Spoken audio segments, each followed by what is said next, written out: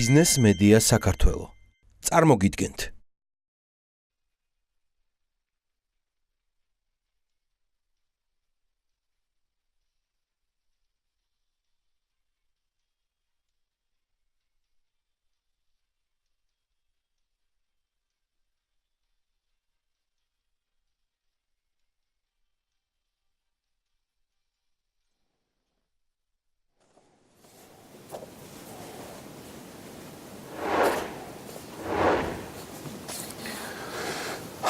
დილა მშვიდობის საქართველოში გიორგობის თვის ბოლო კვირა დაიწყო.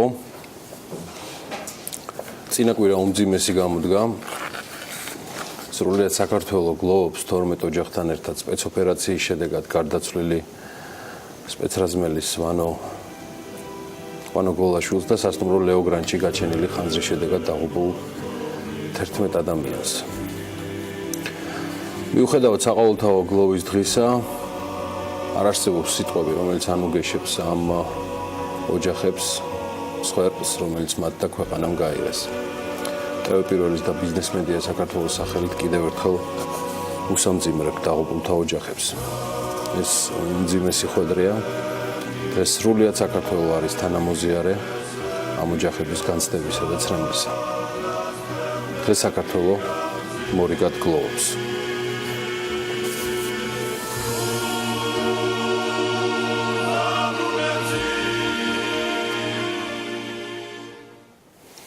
დაღუპული სპეცრაზმელი ვანო გოლაშვილი გუშინ დაკრძალეს სამხედრო პატივით მუხათგვერდის ძმათა სასაფლაოზე.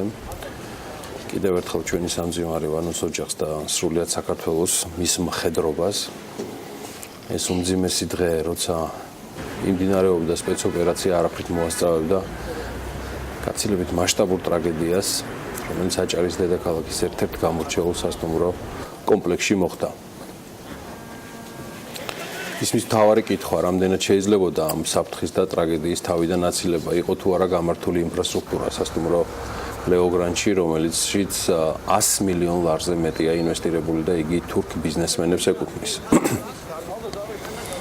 სასტუმრო კომპლექსი კომპანია მერსინ ტურიზმის საკუთრებაა, რომელიც თოლ გაავგორენ და ათილგან არიფაოღლუს ეკუთვნის, მათ შორის კომპანიის წილები 80-20-ზე არის გადანაწილებული. აი, რაც შეეხება მენეჯმენტს, ისიც თურქულია. კომპანიის ხელმძღვანელობა საჯარო რეესტრის მონაცემებით 3 დირექტორი გახლავთ წარმოდგენილი. მეთინ არიფაოღლუ, აქ დირექტორია შესაძლოა უბრალოდ გვარი ემთხოვდეს ერთ-ერთი აქციონერისა. მეორე დირექტორი გახლავთ ათილგან არიფაოღლუ, ანუ ერთ-ერთი აქციონერთაგანი და მესამე დირექტორი ერო ავგორენი, სავარაუდოდ ასევე აქციონერის ერთ-ერთი ნათესავიან თანამეპატრონე. თუ გვარი თუ იმსჯელებთ, დღეს თუ არ ვშთები, სწორედ ის გააკეთებს დილისად საათზე განცხადებას სასტუმრო ლეოგრანდის აქციონერთა და მენეჯმენტის სახელით. შეგახსენებთ, რომ 5 ვარსკვლავიანი სასტუმრო 180 ნომრიანია და ის ექსპლუატაციაში 2015 წელს შევიდა. ეს არის სტატუსი ამ დროისთვის. შინაგან საქმეთა მინისტრი და აჭარის მთავრობის მეთაური იმ ტრაგიკულ ღამეს აქტიურად იყვნენ კავშირზე მოსახლეობასთან და მედიასთანაც აქტიურად თანამშრომლობდნენ არსებული მდგომარეობის გათვალისწინებით, მიუხედავად იმისა, რომ ეს კომუნიკაცია დამსახურებული ყურადღების და აღნიშვნის ღირსი გახდა, კითხვები დარჩა და ჩვენ შევეცდებით ამ კითხვებზე პასუხის მიღებას საგამოძიებო პროცედურების წარმართვის პარალელურად. აქტიური იყო აჭარის ტურიზმის და კურორტების დეპარტამენტი, რომელმაც განაცხადა, რომ სტატუსი რეკომენდირებულია, რომელსაც დეპარტამენტი სხვადასხვა სასტუმროებს ანიჭებს. ლეოგრანდმა ვერ მიიღო, რადგან ის არ იყო შესაბამისობაში გარკვეულ სტანდარტებთან და მაინც რა შესაძლო დარღვევებზე შეიძლება იყოს საუბარი, ამას გავარკვევთ თავად აჭარის ტურიზმისა და კურორტების დეპარტამენტისგან. სერვისების განყოფილების უფროსი თამარ კაიკაციშვილი გვერდდება დილა ადრიან. დიდი მადლობა თამარ თქვენი დროისთვის. გისამძიმრებთ და გისმენთ ამ დროისთვის თქვენ რა ინფორმაციას ფლობთ სასტუმრო ლეოგრანდში განვითარებული ტრაგიკული მოვლენების ირგვლივ? მოგესალმებით გიორგი, მეც ასევე ვცნობიერებ ყველა გარდაცვლილის ოჯახს და მეც ვიტყოდ მის დამშავებლები, რომლებიც ტრაგიკული შემთხვევის დროს ლეოგრანდში იმყოფებოდნენ, მალე გამოჯანმრთელებულია. რაც შეეხება ჩვენს პროექტს, ეს ახლა რეკომენდებულია ტურიზმის დეპარტამენტის მიერ და ეს პროექტი არის სარეკომენდაციო ხასიათის, მას რა თქმა უნდა არ აქვს არანაირი ანონის ძალა, ჩვენ რეკომენდაციებს ვაძლევთ ამ თუ ის დროს რომ ისინი მინიმალურ სტანდარტებს, როგორც უსაფრთხოების, ასევე ოპერირების აკმაყოფილებენ. რას მოიცავს ახლა ეს ჩვენი პროექტი? ჩვენ ვეყრდნობით, რა თქმა უნდა, კომპეტენტური ორგანოების მიერ დაცემულ დასკვნებს, ამ შემთხვევაში შეგვიძლია ვთქვათ, ეს გახლავთ საგანგებო სიტუაციების მართვის აგენტოს მიერ გაცემული შემოწმების დოკუმენტი, ასევე ეს გახლავთ სურსათის ეროვნული სააგენტოს მიერ გაცემული დოკუმენტი სანიტარულ უსაფრთხოებაზე, პასუხისმგებელი მუნიციპალური ორგანოს მიერ გაცემული დოკუმენტი. მხოლოდ ამ დოკუმენტების მიღების შემდგომ ჩვენ უკვე ვიწყებთ განხილვას, რა თქმა უნდა, სხვა კრიტერიუმებთან ერთად. რამდენად არის თუ ის ობიექტი რეკომენდებული ჩვენს მიერ? თამარ, ნიშნავს თუ არა თქვენს მიერ ჩამოთვლილი სტრუქტურები თუ სხვადასხვა სტანდარტები, რასაც ეყრდნობა სტატუსი რეკომენდირებულია, რომელიც გიდასტურებთ, რომ არ ატარებს არანაირ სავალდებულო ან რაიმე ტიპის საკანონმდებლო ვალდებულების ხასიათს, ნიშნავს თუ არა, რომ ლეოგრანდი არ იყო შესაბამისობაში ამ ჩამოთვლილ კრიტერიუმებთან გამომდინარე იქიდან, რომ 2017 წელს გამეორდები ინფორმაციას, რასაც აჭარის კურორტების დეპარტამენტი ავრცელებს, რომ მათ ვერ მიიღეს სტატუსი რეკომენდებულია. გიდასტურებთ ამ ფაქტს 2017 წელს უკვე 51 ადგილება შევიდა ძალაში პირველი იანვრიდან. ჩვენც გადავწყვიტეთ, რომ ჩვენი კრიტერიუმები ერთად გაგვერთულებინა. შესაბამისად, ეს კომპონენტი საგანგებო სიტუაციების მართვის მიერ გაცემული დოკუმენტი ერთ-ერთი მნიშვნელოვანია. ჩვენი პროექტის პრინციპებიდან გამომდინარე, ფუკის სავალდებულო ჩამონათვალი, სავალდებულო კრიტერიუმები ჩამონათვალი ერთი მაინც არის ნაკლული. ჩვენ უკვე აღარ განვიხილავთ ამა თუ იმ ობიექტს. ანუ საკმარისია, რომ ერთი კრიტერიუმიც კი ჩამოთვლილებიდან არ აკმაყოფილებდეს და აჭარის ტურიზმის და კურორტების დეპარტამენტი უკვე აღარ აძლევს სტატუსს რეკომენდებულია ნებისმიერ ობიექტს. კრიტერიუმები შედგენილია იმგვარად, რომ არის სამი სახის კრიტერიუმი, არის სავალდებულო, დამატებითი და სასურველი. აი, სავალდებულო შემთხვევაში 100%-ით უნდა იყოს ყველა პუნქტი შესრულებული, როგორც დოკუმენტაციის ნაწილში, ასევე კრიტერიუმების შესრულების ნაწილში. შესაბამისად, თუ კი ერთ-ერთი მაინც არ არის, ჩვენ უკვე აღარ განვიხილავთ ამ ობიექტს. ასე მოხდა აღნიშნული სასტუმროს შემთხვევაში, როდესაც ჩვენ დავიწყეთ უკვე 2017 წლის დასაწყისიდან ხელმეორედ, ესე ვთქვათ, სტატუსის კახალებლივების თუ ახლების ჩართვის ამ პროექტში. კიდევ მეორე სასტუმროს, კაპიტან თამარ, მაინც ლეოგრანდზე მოგვს ცხადია საუბარი. შეგიძლია თუ არა დააკონკრეტოთ კონკრეტულად რომელი კრიტერიუმი ან რომელ სტანდარტთან იყო შეუსაბამობაში, რის გამოც იგი ვერ მოვიძახეთ? ეს გახლდათ სწორედ საგანგებო სიტუაციების მიერ გაცემული შემოწმების დოკუმენტის წარმოდგენა. რახან ეს დოკუმენტი მათ ვერ წარმოადგენს, ჩვენ უკვე აღარ გვიმსჯელია ვიგვენიჭებინა თუ არა. რა ტიპის არის, კაპიტან თამარ, ეს დოკუმენტი? ანუ ეს არის ერთგვარი დასკვნა, ხო? კომპლექსის კი ბატონო, ეს უკვე არის საგანგებო სიტუაციების მართვის დეპარტამენტის კომპეტენცია, თუ რა ხრივ ისინი უარს ამბობენ, ან ესე ვთქვათ, გასცემენ ამ დოკუმენტებს. ძალიან ბევრი კრიტერიუმები, რომლებიც უკვე საგანგებო სიტუაციების კომპეტენცია, ჩვენ რა თქმა უნდა ამაზე ცოდნის კომპეტენცია დროადრო ვთქვათ არ გაგვაჩნია. შესაძლოა იყოს ეს ძალიან მნიშვნელოვანი, შესაძლოა იყოს ძალიან ასე ვთქვათ წინა წლებში, კაპიტან თამარ, ქონდა თუ არა ლეოგრანდს სტატუსი მინიჭებული? ეხლავე 2016 წელს ეს გახდა საპილოტო ვერსია პროექტისა. ჩვენ მინიმალურ სტანდარტებზე გქონდა საუბარი, ეს გახლდათ თუნდაც ცეცხლმაქრები, თუნდაც საევაკუაციო გეგმები და ასე შემდეგ. ეს იყო ძალიან ისე თქვათ ვიზუალური, რაც ჩვენ შეგვეძლო ტურიზმის დეპარტამენტს, რომელსაც ამ კუთხით კომპეტენცია არ გააჩნია, აი ასეთი ტიპის სტანდარტები. ეს სტანდარტები მათ ეს მინიმალური სტანდარტები ჰქონდათ, მაგრამ უკვე დასკვნები, როდესაც გახდა საჭირო საგანგებო სიტუაციების მართვისა, ისინი უკვე კომპლექსურად უდგებიან ამ საკითხს და ეს უკვე იყო გამოწეული იმისგან, რომ 51 დარგენილება შევიდა ძალაში და ჩვენ ასევე ეს პროექტი წამოვიწყეთ იმის გამო, რომ ჩვენი ბიზნეს ოპერატორები უკვე მიჩვეული იყვნენ, რომ შესაბამისი სახელმწიფო სტრუქტურები ჩართულიყვნენ მათი, ასე ვთქვათ, ბიზნესის განვითარებაში, მე საუბარი მაქვს სწორად განვითარებაში. დაიწყოთ ურთიერთობა, თუმცა იგივე სურსათმოქმედო სააგენტოსთან, საგანგებო სიტუაციებთან, მუნიციპალურ სამსახურებთან. ეს არის, ასე ვთქვათ, ჩვენი მცდელობა, რომ აი ამ ბიზნესებმა საერთაშორისო სტანდარტები დაამკვიდროთ, მათ შორის სახელმწიფო სტრუქტურებთან ურთიერთობისა. გასაგებია. ერთი ესეთი კითხვა კიდევ, ჩვენ ნახეთ გახსნისაცაც და ეხლაც ლეოგრანზე 5 ვარსკვლავის მინიჭებული ხარისხი სასტუმროზე. თქვენ როგორც აჭარის მთავრობის წარმომადგენელს ამ შემთხვევაში მე ორი კითხვა დამჩა სულ. ეს 5 ვარსკვლავი არის რაიმე კონკრეტულ, მე არ გულისხმობ ცხადია, რომ ეს თქვენს მიერ მინიჭებულია, ეს ასე არ ხდება, მაგრამ ეს 5 ვარსკვლავი, რომელიც ლეოგრანს აქვს, ამის მინიჭება რა ფორმით მოხდა უბრალოდ? ის მაინტერესებს, რა კრიტერიუმი? გეტყვით, გიორგი, როგორც საქართველოში არსებობს არც ერთი სახელმწიფო ორგანო, რომელიც ვარსკვლავს ოფიციალურად ანიჭებდეს რომელიმე ობიექტს, ან თქვათ ჩამოაქვეითებდეს ხოლმე 4-დან 3-ზე ან 5-დან 4-ზე, სამწუხაროდ ალბათ ამაშიც უკვე საჭიროა ჩვენ რო რეგულაციების კუთხით დავიწყოთ ფიქრი და საკანონმდებლო დონეზე მოხდეს უკვე ამისი დეკლარირება, რომ აი დარეგულირება, რა თქმა უნდა, იმიტომ რომ ახლა არ არსებობს კლასიფიკაცია, ახლა არ არსებობს რაღაც კრიტერიუმების დაკრები, რომელიც კომპანიას ეთქვის, რომ ის იმსახურებს, ან არ იმსახურებს ამ თუნდაც ვარსკვლავის რაოდენობას.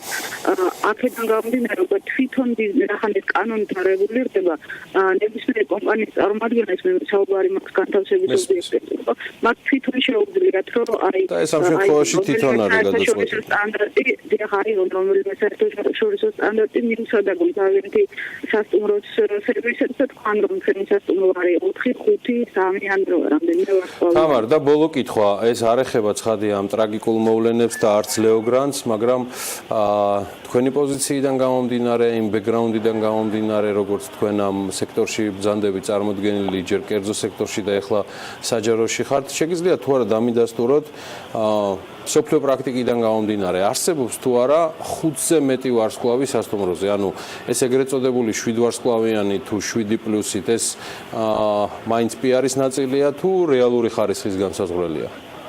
რა თქმა უნდა, ეს გახლავთ რეალური ხარისხის განსაზღვრელი. არის ქვეყნები, რომლებსაც ამ ვარსკვლავების მიღმა აქვს გაწერილი მთელი რიგი კრიტერიუმებისა, რომელიც საკანონმდებლო დონეზე არის განხილული.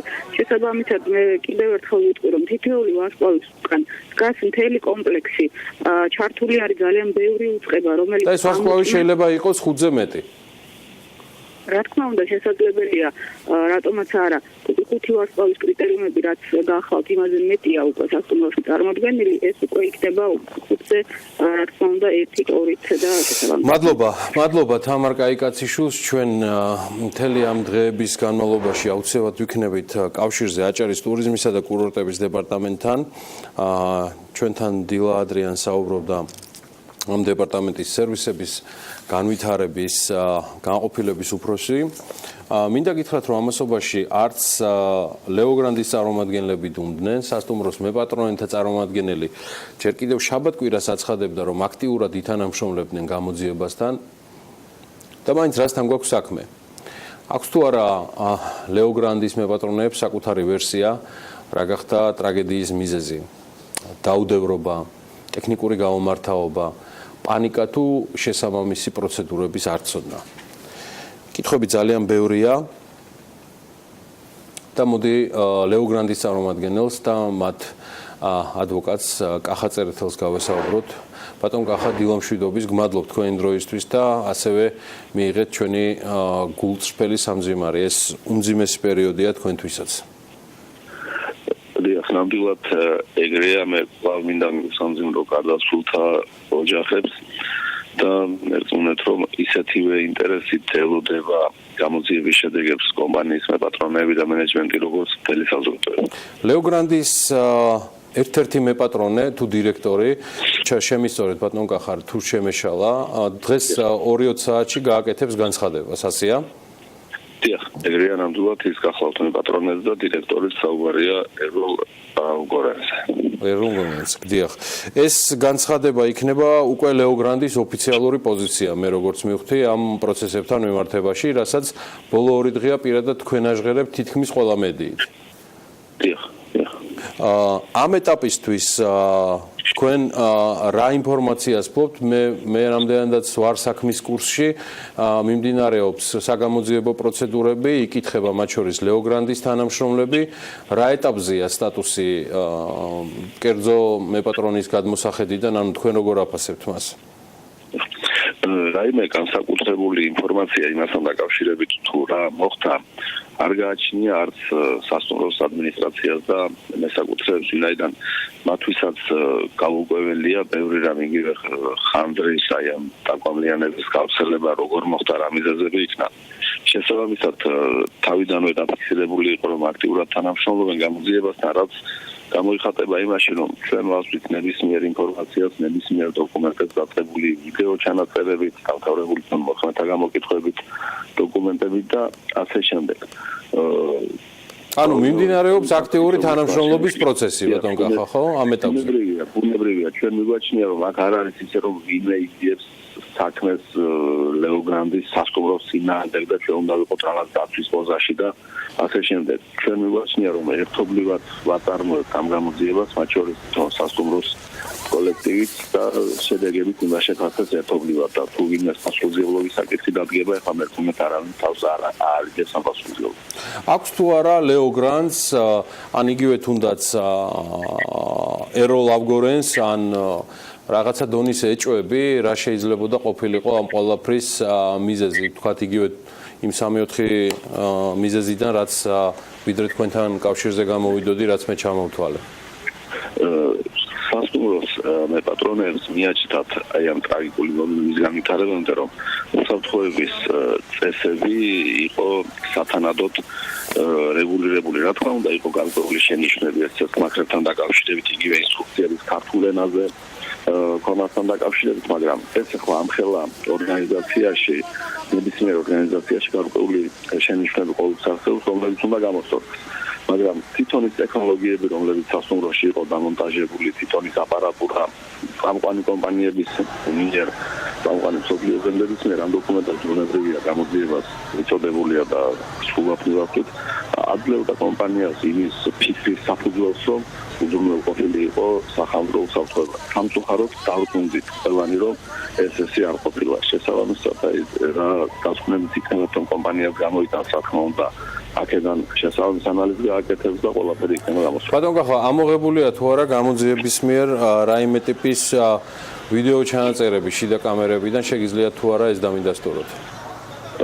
ამოღებული არის ინფორმაცია სრულად გუშინაც მიმდინარეობდა ამ საკითხზე მუშაობა, მიდის გაშიფრვა ჩანაწერები და რაც კი არსებობს, ყველაფერი გადაეცემა გამოძიებას. ბატონ კახა, ბოლო კითხვა, 2-20 საათში სასტუმროს მეპატრონის და დირექტორის განცხადების დანიშნულება რატო გადაწყვიტა მეპატრონემ, რომ გამოძიების დასრულებამდე გააკეთოს განცხადება, რომელსაც ჩვენ ასევე შევთავაზებთ ტელეპირველის და საქმიანი დილის მაყურებელს პირდაპირ ეთერში. დღეს მოგეხსენებათ, რომ გახლავთ გლოვის დღე, ეს არის უმძიმესი დღე თვითონ სასტუმროს მეპატრონისათვის და ყველა თანამშრომლისთვის. და ფაქტურად ამ განცხადებით მეპატრონემ გადაწყვიტა, რომ სამძიმროს გარდაცვლილთა ოჯახებს და გარკვეული ამხრივ დახმარების კუთხით, თუნდაც მატერიალური დახმარების კუთხით თავისი პოზიცია გამოხატოს. ეს არ გვინდა მიებას, მას არ უნდა არანაირად მიებას რაღაც პასუხისმგებლობიდან თავის არიდებას. პირიქით, ის დააფიქსირებს თავის პასუხისმგებლობასაც და თავის დამოკიდებულებას აღნიშნულ ფაქტთან დაკავშირებით. ბატონ კახა, სასტუმროსთან მიმართებაში ამ გლოვის დღეს ცოტა რთულია ეს კითხვა, მაგრამ საქმიანი ეთერიდან გამომდინარე ჩვენთვის მნიშვნელოვანია ვიცოდეთ, ლეოგრანდი იყო თუ არა დაზღვეული როგორც სასტუმრო და როგორც ქონება და რომელი კომპანიის მიერ. თუ ფლობთ ინფორმაციას. მე არ მაქვს მე ვარ სიცხლის სამართლის კუთხით ჩართული ამ საქმეში, სრული ინფორმაციები სხვა საკითხებთან დაკავშირებით მე არ გამაჩნია და ვერ გაგცემ პასუხს. ეს იყო კახა წერეთელი, მადლობა მას დილიდან ჩართვისთვის, ლეოგრანდის ადვოკატი. მადლობა მათ, ვინ დილა ადრიან ტევ პირველის და ბიზნეს მედიის საქმიან დილას უყურებთ. მადლობა ჩვენს რესპონდენტებს, რომ არ დაიზარეს და ჩაგვერთვენ. დილა უთენია, ცხადია ეს თემა განევრცობა ჩვენს გადაცემებში. მოდი ვნახოთ, ვინ იქნება საქმიანი დილის სპიკერები და რა თემებს გავშლით დღეს დილიდან.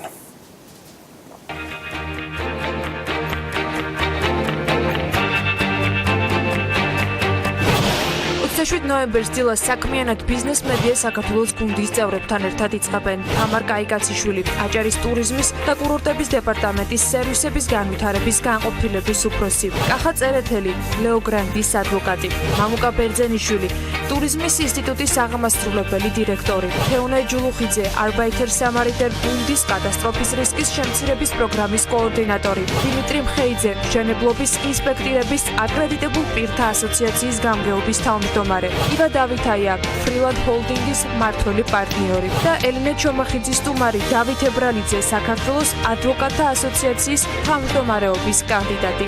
არ დავივიწყებთ ემილ ავდალიანის ვიდეო ბლოგსაც თამბაქოს პირველ წარმოებლებზე ამჯერად. დილა უნდა იყოს საქმიანი და რა თქმა უნდა ტევ პირველზე. სამშენებლო ნორმები, ინფრასტრუქტურული უსაფრთხოება, სახანძრო სტანდარტები, განათლების და ინსტრუქციების ცოდნის დონე იქნება ჩვენი მსჯელობის საგანი. გადაცემების მთავარი თემა დღეს და ამ კვირაშიც ბექა ბაციკაძე საქმის კურსში ჩაგაყენებთ საკმაოდ საინტერესო დეტალებისა დღეს 3 საათზე ტევ პირველზე.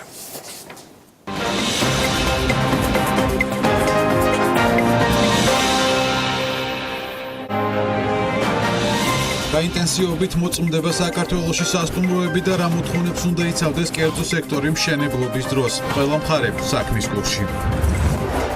სამშენებლო სექტორი ერთ-ერთი ყველაზე მზარდი სექტორია. Colliers International Georgia's კვლევა, რომლის მიხედვითაც მიმდინარე წლის პირველი ნახევრის მონაცემებით საცხოვრებელი უძრავი ქონების მიმართულებით 159 პროექტი დასრულდა, 13%-ით მეტი ვიდრე შარშან. კვლევის დეტალები საქმის კურსში. იყავით მთავარი ეკონომიკური და ბიზნეს მოვლენების საქმის კურსში, ხვდებით ზუსტად 3-ზე, ტევ პირველზე.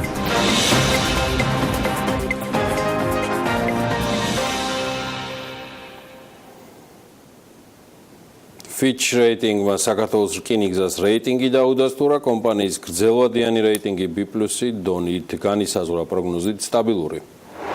ფინანსთა სამინისტრო ცვლილებას სავაჭრო ზონების მოწყობის განვითარების, გადასახადის გადამხდელთა დაბეგვრის, ცალკეული საკითხების დაზუსტების მიმართულებით აანონსებს.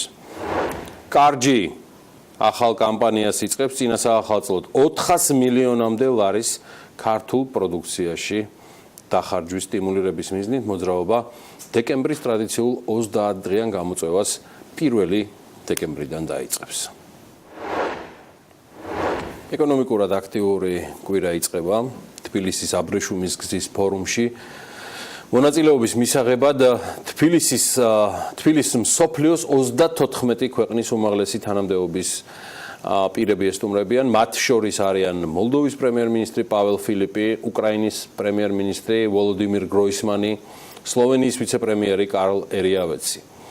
მოკლედ დიდი სტუმრიანობა გვაქვს და აი ამ სტუმრიანობას უკვე მარტო მართლა ვეღარ გავკაჩავ და ანა ლაპიაშვილი შემომიერთდება დილიდან, ანა დილამშვიდობის და გისმენ ყურადღებით. დილამშვიდობის გიორგი, მთლიანად ბიზნეს მედია საქართველოს გუნდი იქნება, პრინციპში ამ ფორუმის გაშუქებისას აქტიურად ჩართული და ძალიან ბევრი საინტერესო ინტერვიუ ელოდება ჩვენს მაყურებელს. სამინისტროს ინფორმაციით კი ფორუმში მონაწილე 1000-ზე მეტ დელეგატ შორის ასევე იქნება 20 მინისტრი მსოფლიოს სხვადასხვა ქვეყნიდან. მოკლედ ძალიან საინტერესო დღის წესრიგი გველოდება მიმდინარე კვირის განმავლობაში და ბიზნეს სიახლეებიც რა თქმა უნდა ამ ფორუმიდან ბევრ საინტერესო ამბავს შემოგთავაზებთ, თუმცა რა მოგიმზადეთ დღეისთვის გასული უქმეებიდან გამომდინარე და მათ შორის რას ველოდებით თბილისის აბრეშუმის გზის ფორუმზე, სულ რამდენიმე წამში მოისმენთ.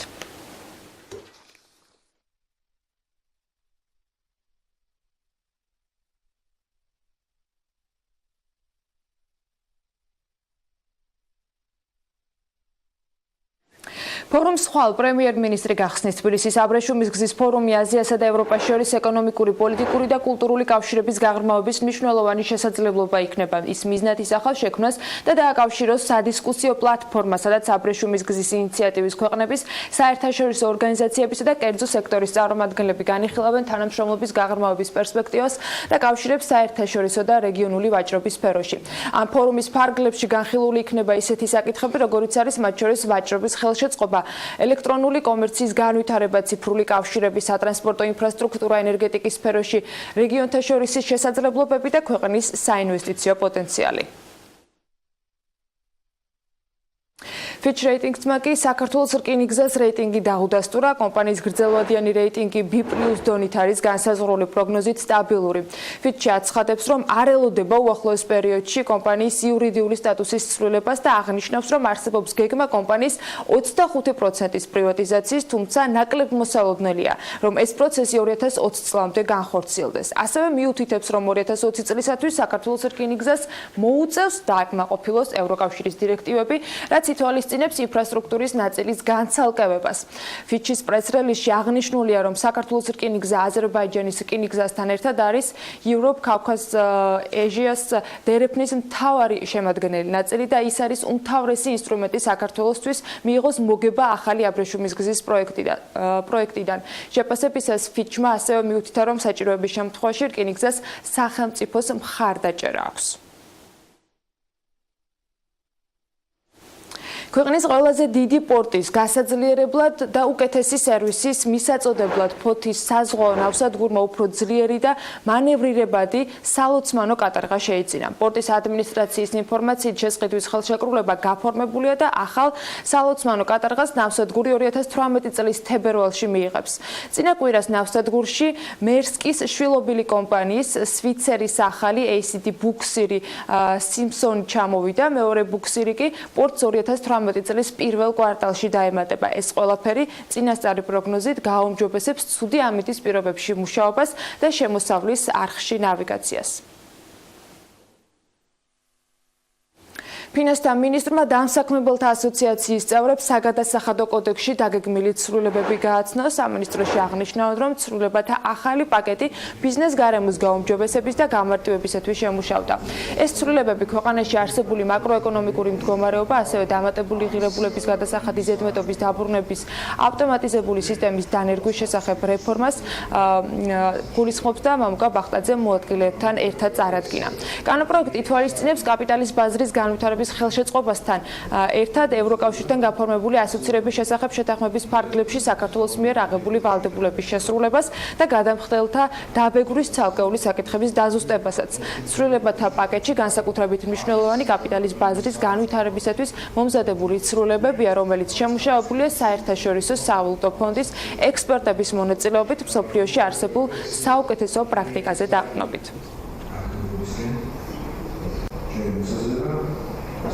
ჩვენ მივიღეთ კონკრეტული წინააღმდეგობები ქართველი მეწარმეებისგან თუ რა პროცესების გაუმჯობესება შეიძლება მაგალითად საბაჟოს მიმართულებით და რა თქმა უნდა ამას გაითვალისწინებს საქართველოს ფინანსთა სამინისტრო. ზოგადად 2018 წელს ჩვენ რეფორმების გარდა ვგეგმავთ ძალიან მნიშვნელოვან ცვლილებებს ხარისხობრივ ნაწილში, რომ არსებული პროცესები გახდეს უფრო დახვეწილი. განხილული იყო საგადასახადონი ინიციატივები, რომელიც უახლოეს პერიოდში წარადგინება საქართველოს პარლამენტს განსახილველად, კერძოდ ცვლილებები ეხება კაპიტალის ბაზრის დაბეგვრის პრინციპებს, საქართველოს ფინანსის სამინისტროს მიერ ეროვნული ბანკთან ერთად და საერთაშორისო სავალუტო ფონდთან ერთად ბაზრის მონაწილეების ჩართულობით მოხდა კანონპროექტის შემუშავება, რომელიც კაპიტალის ბაზრის დაბეგვრის პრინციპებს განსაზღვრავს. კიდევ ერთი ცვლილება, რასაც ფინანსთა სამინისტრო ანონსებს, ეხება სავაჭრო ზონების მოწყობის განვითარებას, გადასახადის გადამხდელთა დაბეგვრის ცალკეული საკითხების დაზუსტებას. სამინისტროში აღნიშნავენ, რომ ეს ცვლილებები ხელს შეუწყობს ამ სექტორის განვითარებას, მისი თანამედროვე სტანდარტების შესაბამისად ფუნქციონირებას, დაბეგვრის საკითხების მოწესრიგებას და მცირე ბიზნესის ხელშეწყობას. პაკეტში ასევე გათვალისწინებულია ევროკავშირთან ასოცირების შეთანხმებით გათვალისწინებული ვალდებულების შესრულების კუთხით გასატარებელი ცვლილებები. ამ ცვლილებების შესაბამისად ამისეთ კი 2023 წლამდე გაგრძელდება საგადასახადო შეღავათების ნაწილი, რომელიც მოქმედებს, რაც შეეხება ბიზნესისათვის ზედმეტობის დაბრუნების ავტომატიზირებულ სისტემის დანერგვას, ესეც ერთ-ერთი საკითხია და მუშავდება სისტემა, რათა მეწარმეს არ ჰქონდეს დამატებით ბიუროკრატიასთან შეხება და მხოლოდ ელექტრონული განაცხადის შევსების საფუძველზე იყოს შესაძლებელი დღეგის ზედმეტი დაბრუნება 5-7 სამუშაო დღეში. ეს განსაკუთრებით საშუალო და მცირე ბიზნესისათვის იქნება მნიშვნელოვანი, ასევე მათი სტიმულირებისათვის, რადგან ექნებათ დამატებითი ფინანსური რესურსი განვითარებისათვის, აღნიშნავენ სამინისტროში. მნიშვნელოვანი საკითხი, ეს ყველას პრობლემაა, ყველა სახის ბიზნესისთვის, დღეგეს საკითხი, ამ საკითხთან დაკავშირებით დღეგეს დაბრუნების საკითხს გულისხმობ, რა თქმა უნდა. ის ვადები, რომელიც დღეს პროექტში იყო წარმოდგენილი 5-7 დღე, რა თქმა უნდა, საკმაოდ სერიოზული მოლოდინია და ეს იქნება დიდი საშუალება იმისათვის, რომ კონკრეტულად ეს თანხები იყოს მიმართული ისევ ინვესტიციებისთვის. მდინარე ტეხურაზე ჰესების კასკადის აშენება იგეგმება ენერგეტიკის სამინისტროს მდინარეზე ჰესების კასკადის ტექნიკურ-ეკონომიკური კვლევის ჩატარების მშენებლობის ფლობის და ოპერების მიზნით ინტერესთა გამოხატვა აქვს გამოცხადებული სამეგრელო ზემო-სვანეთის რეგიონში ჰესების კასკადის მშენებლობის სურვილი ტეხური ენერჯის აქვს, რომელიც განაცხადის საფუძველზე ინტერესთა გამოხატვას აცხადებს. ტეხურის კასკადის დადგმული სიმძლავრე 112 მეგავატს აჭარბებს, სავარაუდო წლიური გამომუშავება კი 643 მილიონ კილოვატ-საათს გადააჭარბებს. პროექტის სავარაუდო საინვესტიციო ღირებულება კი 170 მილიონ 50,000 ამერიკული დოლარია. ქართული ჩაის 170 წლის იუბილესთან დაკავშირებით საპარტნიორო ფონდმა საქართველოს ორგანული ჩაის მწარმოებელთა ასოციაციის და საქართველოს ჩაის მწარმოებელთა ასოციაციამ ერთობლივი ღონისძიებით აღნიშნეს, რომელსაც ჩინეთიდან სპეციალურად მოწვეული სტუმრები ესწრებოდნენ. დელეგაციაში ჩაის მწარმოებელი მსხვილი კომპანიების წარმომადგენლებიც იყვნენ. ამ ღონისძიების ფარგლებში ჩაის ადგილობრივი მწარმოებელი კომპანიები საკუთარი პროდუქციის გამოფენა დეგუსტაციასაც აწყობდნენ. წინა საახალწლოდ 400 მილიონამდე ლარის ქართულ პროდუქციაში დახარჯვის სტიმულირების მიზნით მოძრაობა კარჯი დეკემბრის ტრადიციულ 30-დღიან გამოწვევას მევყიდულობ ქართულის დაწყებასთან დაკავშირებით ავრცელებს ანონსს. გამოწვევას 1 დეკემბერს 200-ზე მეტი ადამიანი დაიწყებს. ისინი იყიდიან 1 ლარზე მეტი ღირებულების ნებისმიერ ქართულ ბრენდულ ნაწარმს, გადაუღებენ ვიდეოს და ვიდეოშივე გამოიწვევენ თავის 3 Facebook მეგობარს. იქვე ტელეფონიდანვე ატვირთავენ ვიდეოს Facebook-ის პროფაილზე და დათაგავენ სწორედ ამ გამოწვეულ ადამიანებს, რომელთაც 24 საათი ექნებათ იმავეს გასაკეთებლად. გამოწვევა მიზნად ისახავს 1,5 მილიონ საქართველოს მოქალაქის ინფორმირებას და წინა საახალწლოდ 400 მილიონამდე ლარის მაქსიმალურად გადამისამართებას ქართული ნაწარმისაკენ. სახელმწიფო ქონების ეროვნული სააგენტო ჭონქაძის 21 ნომერში თბილისში მდებარე უძრავ ქონების გაყიდვასთან დაკავშირებით კიდევ ერთხელ აკეთებს განაცხადს. აუქციონზე გამოტანილია 3841 კვადრატული მეტრი მიწის ნაკვეთი და შენობები. საწყისი ფასი 8 მილიონს აჭარბებს, ბიჯი კი 500,000 ლარია. ინვესტორმა საპრივატიზებო საფასური 45 დღეში უნდა დაფაროს და ასევე უნდა აიღოს ვალდებულება, რომ ადგილზე 36 თვეში არანაკლებ 14 ნომრიან სასტუმროს ააშენებს შესაბამისი ეზოთი და ინფრასტრუქტურით. პროექტის საინვესტიციო ბიუჯეტი კი 10 მილიონზე ნაკლები არ უნდა იყოს. აუქციონი 21 დეკემბერს 17 საათზე დასრულდება.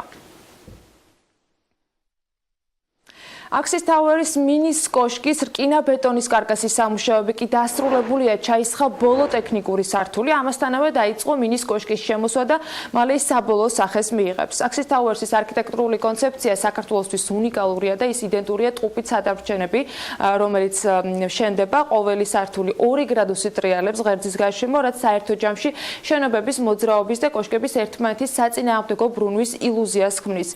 კოშკები ერთდროულად მსგავსიც არის და განსხვავებული საცხოვრებელი კოშკის მოპირკეთება კი ამ დროისათვის უკვე დასრულებულია იტალიური ბრენდის თეთრი ფილით, ხოლო მინის კოშკი შეიმოსება სენტ-გობეინის მუქი ფერის მინით, რაც კოშკებს კონტრასტულს გახდის.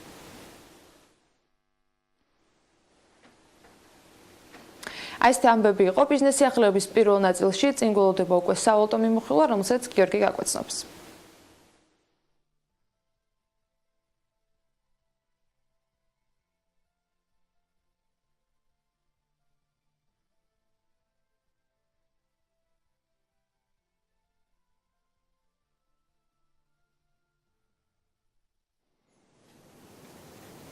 კვირის ვაჭრობა დოლარის მიმართ ლარის გამყარებით დასრულდა 24 ნოემბრის ვაჭრობის შედეგად. დოლარი გაუფასურდა და მისი ფასი ამ უქმეებზე 2 ლარსა და 70 თეთრზე შეჩერდა. ქუჩაში სავალუტო გადამცვლელ პუნქტებში 2.79-საც შეხვდებოდით. გამყარდა ევრო და მის შესაძენად, რომლის კურსი 3 ლარი და 21 თეთრია, დაგჭირდებათ შესაბამისად ეს თანხა, მაშინ როცა დღეს მოქმედი კურსი 3 ლარი და 18 თეთრია, შესაბამისად ევროს ცვლილებამ 2 თეთრზე ოდნავ მეტი შეადგინა. გამყარდა თურქული ლირა, იგი 68 თეთრს შეადგენს, ასევე გამყარებულია ფუნტ სტერლინგი 3 ლარი და 60 თეთრი დაგჭირდებათ მის შესაძენად, ანუ 1 ფუნტისა. ამასობაში გადავხედოთ რა ხდება ჩვენ საბანკო სისტემაში. Liberty ბანკის ახალ მაჟორიტარ აქციონერს, საუბარია European Financial Group-ზე, ბანკის დარჩენილი აქციების გამოსყიდვა სურს და ამ მიზნით 50 მილიონი ლარიც გამოყო. კომპანიამ, რომელიც Liberty-ს აწუყვე 74.74% აკონტროლებს და ფლობს, მინორიტარებს სთავაზობს დარჩენილი 25.36% შესაბამისი აქციების გამოსყიდვას. Liberty ბანკის ჩვეულებრივი აქციის გამოსასყიდი ფასი შეადგენს ერთ აქციაზე 3 ლარსა და 72 თეთრს, კონვერტირებადი პრივილეგირებული აქციების გამოსასყიდი ფასი კი ლარი და 22 თეთრი იქნება ერთ აქციაზე. სავალდებულო სატენდერო შეთავაზება მოქმედებს 2017 წლის 25 ნოემბრიდან 2018 წლის 25 იანვრის ჩათვლით. ცხადია დაინტერესებულმა პირებმა Liberty-ს სათაო ოფისს უნდა მიმართონ. ამასთან EFG გეგმავს შეისყიდოს ის რაოდენობა, რომელზეც ცხადია აქციონერები გამოხატავენ თანხმობას. წინამდებარე თარიღისთვის Liberty ბანკის მიერ გამოშვებული ჩვეულებრივი აქციების დარჩენილი 25.26%, ანუ საუბარია 1.130.000 ჩვეულებრივ აქციის სრულად გაყიდვის თანხმობათა არსებობის შემთხვევაში მყიდველი გამოისყიდის აქციის სრულ რაოდენობას და ცხადია ის ასევე მზად არის გამოისყიდოს ყველა ტიპის აქცია და მათ შორის პრივილეგირებული აქციებიც. ამასობაში კიდევ ერთი ამბავი საბანკო ბაზარზე გახლავთ ის, რომ TBC ბანკის გენერალური დირექტორის მოადგილემ ბანკის აქციები გაასხვისა და ამითი კარგაგვარიანი შემოსავალი მიიღო 927.219 ფუნტი. ქვეყნის უმსხვილესი ბანკის ფინანსურმა დირექტორმა ამ კვირაში 3 გარიგებით 29.282 აქცია გაასხვისა, ჯამური ღირებულებით 483.173 ფუნტ სტერლინგი. გიორგი შაგიძემ გასული პარასკევიდან რამდენიმე გარიგება გააფორმა, მაშინ ჯამური ღირებულება 454.246 ფუნტი იყო. აი, რამოცულობის აქციები რჩება გიორგი შაგიძის ხელში. ჩვენ ინფორმაციას არ ვფლობთ, ყოველ შემთხვევაში მას წარმატებას ვუსურვებთ. მოდი გადავინაცვლოთ ამინდის პროგნოზზე, რომელსაც ანა წარმოგვიდგენს. ამინდის პროგნოზის სპონსორია SEU Development. გარემოს ეროვნული სააგენტოს ინფორმაციით დღეს საკმაოდ მშრალი ამინდი გველოდება საქართველოს მასშტაბით. ამინდი კი განპირობებული იქნება ძირითადად სამხრეთიდან გადმონაცვლებული თბილი ჰაერის მასებით და მოსაოდნელია დრო გამოშვებით ღრუბლიანობის მომატება. უმეტესად უნალექო ამინდს ველოდებით და იქროლებს დასავლეთის მიმართულების ქარი. სოხუმში 11 გრადუსი დაფიქსირდება, ბათუმში 14 გრადუსი იქნება, ქობულეთში 13 გრადუსი. ფოთში 14 გრადუსია მოსაოდნელი, ქუთაისში 13, ზუგდიდში ასევე 13 გრადუსი იქნება, ოზურგეთში 12 გრადუსი დაფიქსირდება და ონში 5. გორში 9 გრადუსია მოსაოდნელი, ცხინვალში 8 გრადუსი, მარნეულში ასევე 8 გრადუსი დაფიქსირდება და რუსთავში 10 გრადუსია ნავარაუდები. ახალციხეში 4 გრადუსი იქნება მაქსიმალური ტემპერატურა, ბორჯომში 5 გრადუსი, ბაკურიანში დღის განმავლობაში მაქსიმალური ტემპერატურა მხოლოდ 1 გრადუსი იქნება, ახალქალაქში გაყინავს და 0 გრადუსი იქნება, სტეფანწმინდაში 3 გრადუსს მიაღწევს ტემპერატურა, თელავში 9 გრადუსი იქნება, რაც შეეხება დედაქალაქს, დრო გამოშვებით ღრუბლიანობა მოიმატებს თბილისში, თუმცა უმეტესად უნალექოდ ჩაევლის დღე, იქროლებს ჩრდილო-დასავლეთის მიმართულების ქარი და მაქსიმალური ტემპერატურა იქნება 10 გრადუსი. ეს დავამატებ მხოლოდ რომ საავტომობილო გზების დეპარტამენტის ინფორმაციით თოვლის გამო ქუთაისი მოწამეთად ტყიბული ამბროლაური საავტომობილო გზის 38 და 55 საუბარია ნაქერალას უღელტეხილზე. მონაკვეთზე აკრძალულია მისაბმელიანი და ნახევრად მისაბმელიანი ავტოტრანსპორტის გარშემო მოძრაობა, ხოლო დანარჩენი სახის ავტოტრანსპორტის მოძრაობა თავისუფალია. ჩვენ არ ვფლობთ სხვა ტიპის ინფორმაცია შეზღუდვებთან დაკავშირებით და ცვლილებების შემთხვევაში ცხადია ტელეპიროლის საშუალებით მოგაწვით სიახლეებს. მოდი ახლა გავიდეთ რეკლამაზე და დავიწყოთ საქმიანი დილის სტუმრების მასპინძლობაც.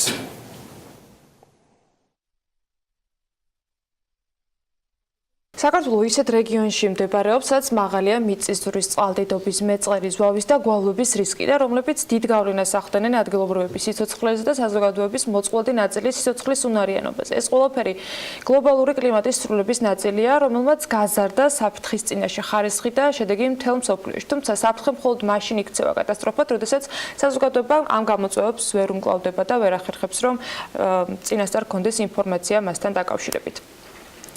ბუნებრივ კატასტროფებთან ერთად სულ რამდენიმე დღის წინ მომხდარმა ტრაგედიამ კიდევ ერთხელ შეგვახსენა, რომ მნიშვნელოვანია განათლების ქონა ისეთ შემთხვევებთან მინიმალური დანაკარგის მიღების, როგორც არის მაგალითად ხანძარი, რამდენად ვართ ასეთ დროს ინფორმაციის მატარებლები და აუცილებელი უნარებით აღჭურვილები. ამაზე დაფიქრების შემდეგ მოვიძიეთ ინფორმაცია და ახლა ვუმასპინძლებთ სტუმარს, არბაითერ სამარეთერ ბუნდის კატასტროფის რისკის შემცირების პროგრამის კოორდინატორს.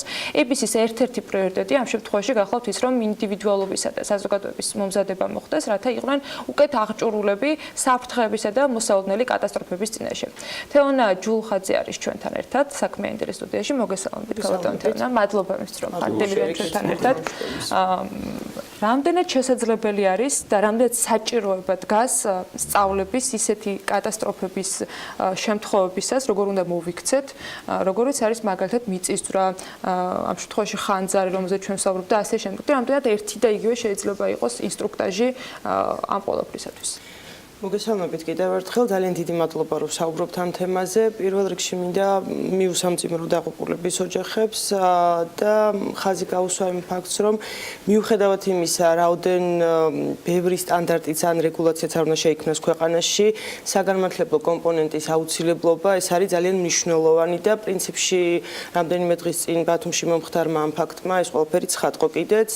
მიუხედავად იმისა, რომ კონკრეტულ სასტუმროში იყო რეალურად ყველაფერი აღჭურვილობის თვალსაზრისით გულისხმობ, იმიტომ რომ ადამიანები არ იყვნენ მზად ხანძრისთვის, მოხდა ის ფაქტი, მაგალითად კონკრეტულად ის, რომ ხანძრის დროს პირველი რეკომენდაცია, რასაც ვაძლევთ, არ გამოვიყენოთ ლიფტი, 7-8 ადამიანი დაიღუპა ლიფტში სამწუხაროდ. ამიტომ ხაზგასმით უნდა ვთქვათ, რომ განათლებას შესაბამის უნარჩვევებს აქვს ძალიან დიდი მნიშვნელობა და ეს არ უნდა იყოს მხოლოდ თეორიული ნაწილი, ამ შემთხვევაში აუცილებელი არის სიმულაციური კომპონენტის შემოტანაც, რაც ძალიან ბევრი განვითარებული ქვეყნისთვის ძალიან ჩვეულებრივი ფაქტია, როდესაც სიმულაციური ვარჯიშები ცხადდება ხოლმე თითქმის ყველა დიდ ორგანიზაციაში. ფილმებშიც გვინახავს, და ბავშვებს ასწავლიან ისმის განგაშის ზარი, რომელიც არ არის რეალობის გამომხატველი და ასწავლიან როგორ გავიდნენ, რა გააკეთონ.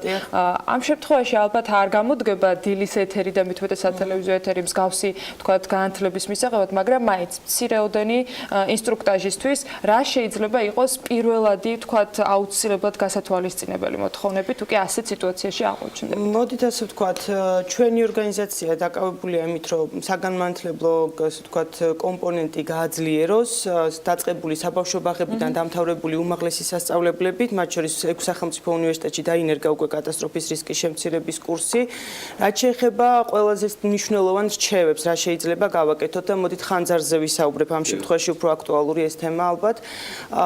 პირველ რიგში, როდესაც აღმოვაჩენთ, რომ ამ ხანძრის კერას ან განგაშის არიან, 112-ში ვრეკავთ, ეს არის ყველაზე მნიშვნელოვანი, რასაც ვაკეთებთ. ამის შემდეგ ვცდილობთ, რომ მოვცილდეთ ხანძრის კერას და მნიშვნელოვანია სასუნთქი გზები ავიფაროთ, რაიმე სველი ქსოვილით დავიფაროთ იმისთვის, რომ მომწამლავი აირებით ამ შემთხვევაში არ დავაზიანოთ სასუნთქი გზები, თუმცა აქვე მინდა ხაზგასმით ვთქვა, რომ CO, რომელიც მხუთავი გაზია, სამწუხაროდ ადვილად შეღწევადია მიუხედავად აი ამ ბარიერებისა.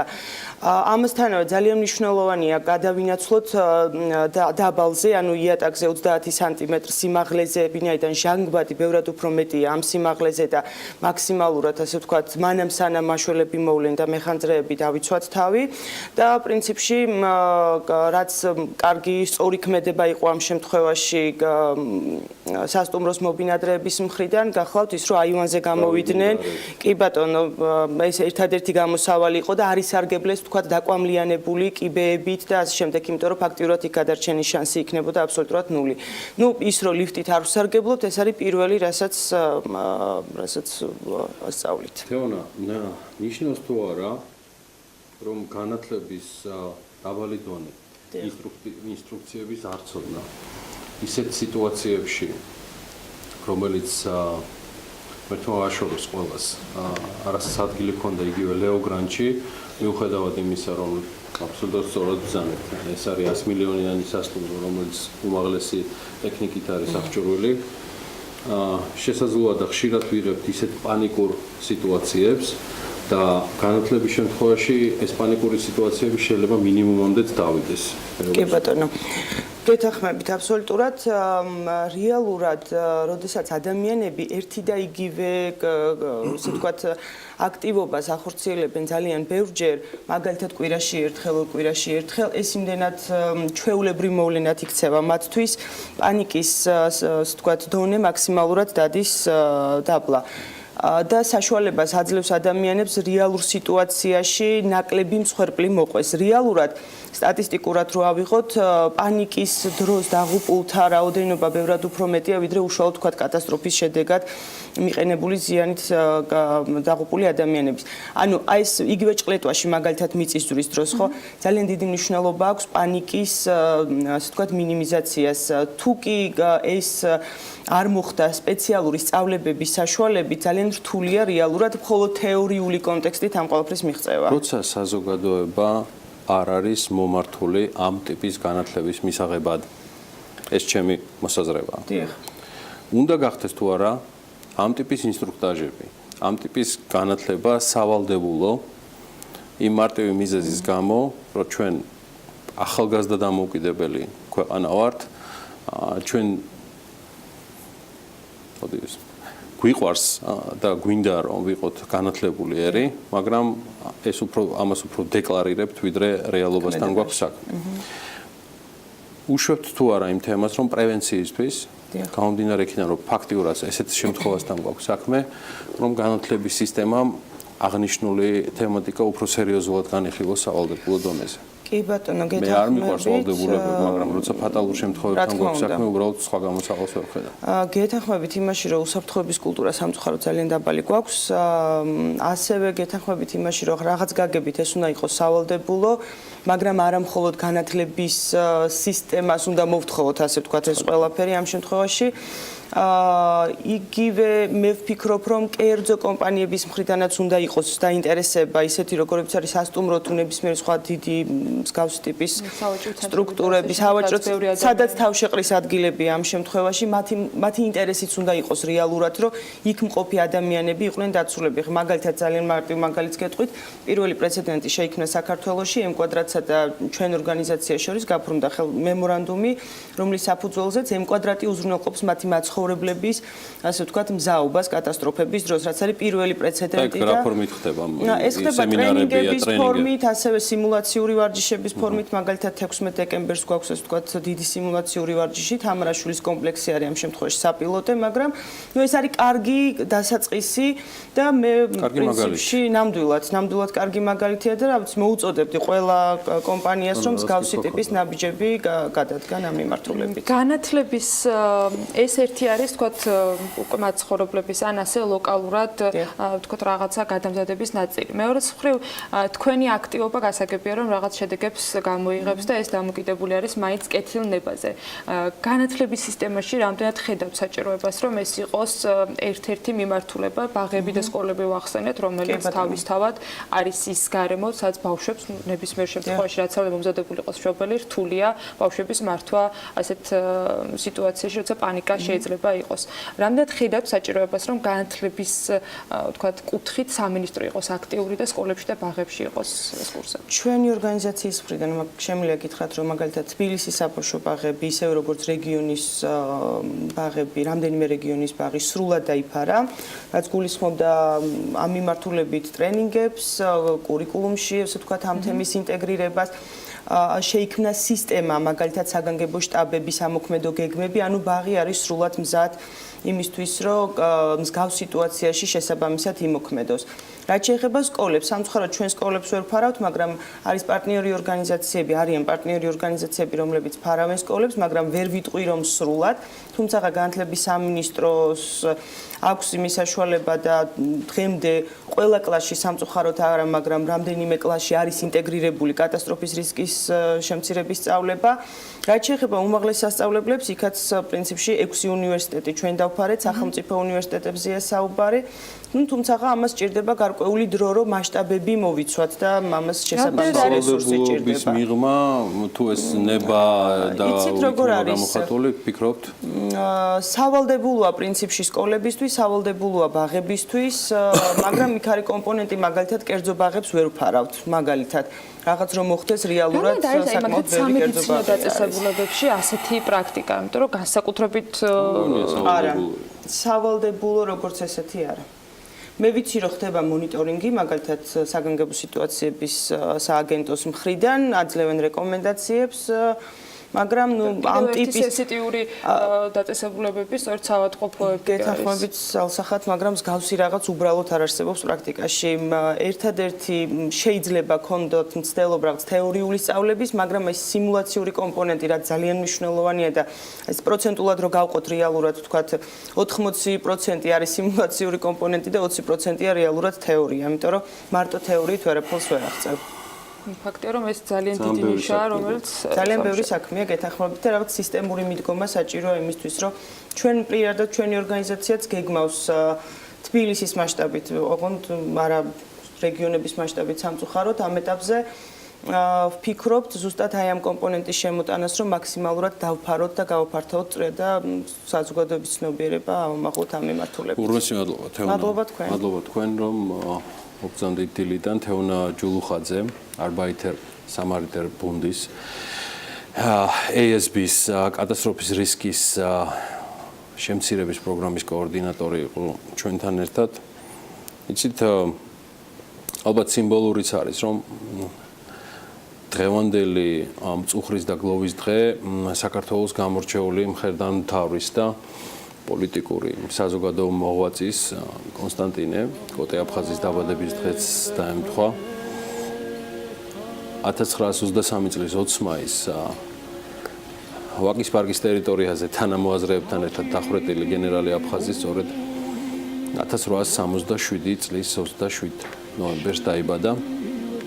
კარდენახელი მოღვაწე ნიკოლოზ აფხაზისა და ნინო ჭავჭავაძის ოჯახში გაიზარდა. ეს საგვარეულო კახეთში აფხაზეთის მთავრების შერვაშიძეების შტოს წარმოადგენდა და ვისაც არ ახსოვს შევახსენებ რომ გენერალი კოტე-აფხაზი ილია ჭავჭავაძის დიშვილი გახლდათ. 1918 წლის 26 მაისის დამოუკიდებლობის აქტზე სხვა საზოგადო მოღვაწეებთან ერთად მისი ხელმოწერაც არის. კონსტანტინე აფხაზმა მონაწილეობა მიიღო ქართული შეიარაღებული ძალების ფორმირების საქმეში ისეთ აღიარებულ მოღვაწეებთან და ქართულ სამხედროებთან ერთად, როგორებიც გიორგი კვინიტაძე, გიორგი მაზნიაშვილი გახდნენ და სხვები.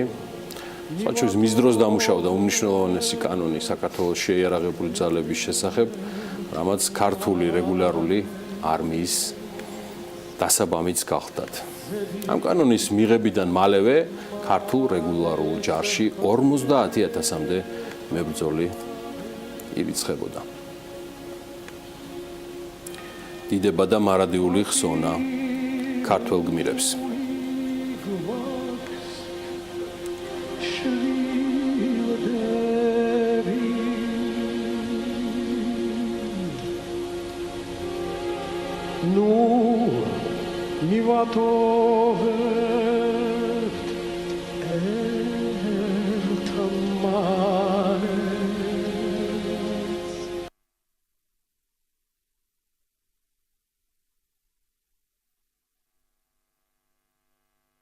კახეთში საერთაშორისო აეროპორტის ამოქმედებაზე მთავრობა მუშაობს. ახალი რეგულაციების ძალაში შესვლის შემდეგ ლიცენზია 30-მდე აფთიაქს გააუქმდა. თბილისში ნიკოლაძის ქუჩაზე 60 ნომრიანი სასტუმროს მშენებლობა იგეგმება.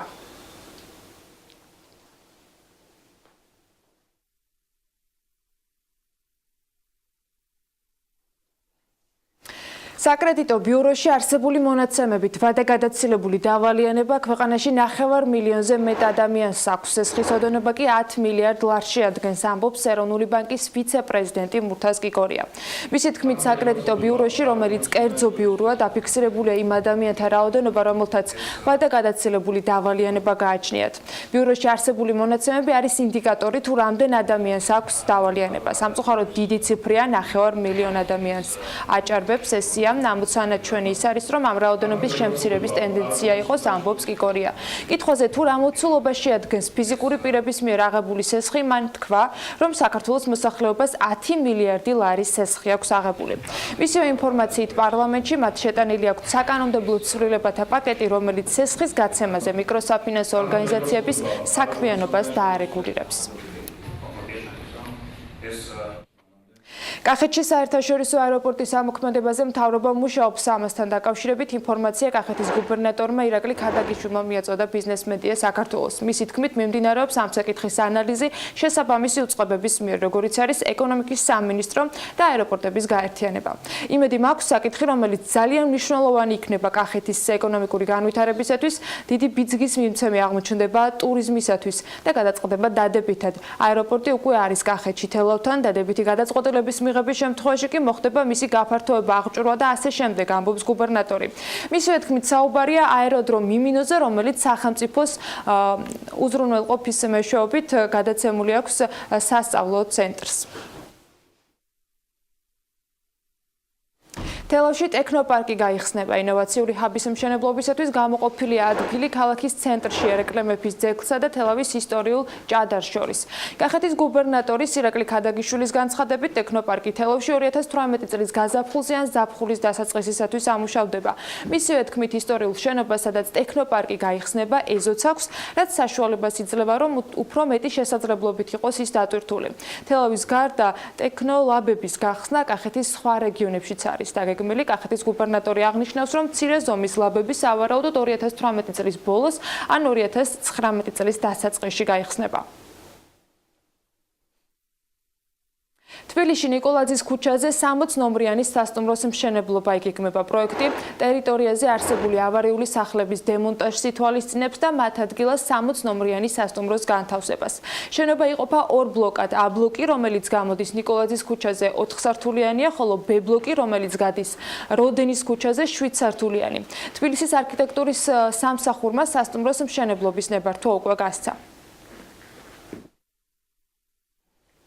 თოიძის სახელობის ყოფილი სამხატვრო სასწავლებლის შენობა კი პროექტ 50 ქონება შენის სასტუმროს ფარგლებში იყიდება.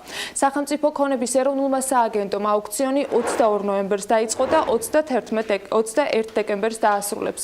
ობიექტის საწყისი ღირებულება 8.200.000 ლარია. მყიდველი ვალდებულია ადგილზე არანაკლებ 10 მილიონი ლარის ოდენობის ინვესტიცია განახორციელოს და არანაკლებ 80 ნომრიანი სასტუმრო ააშენოს.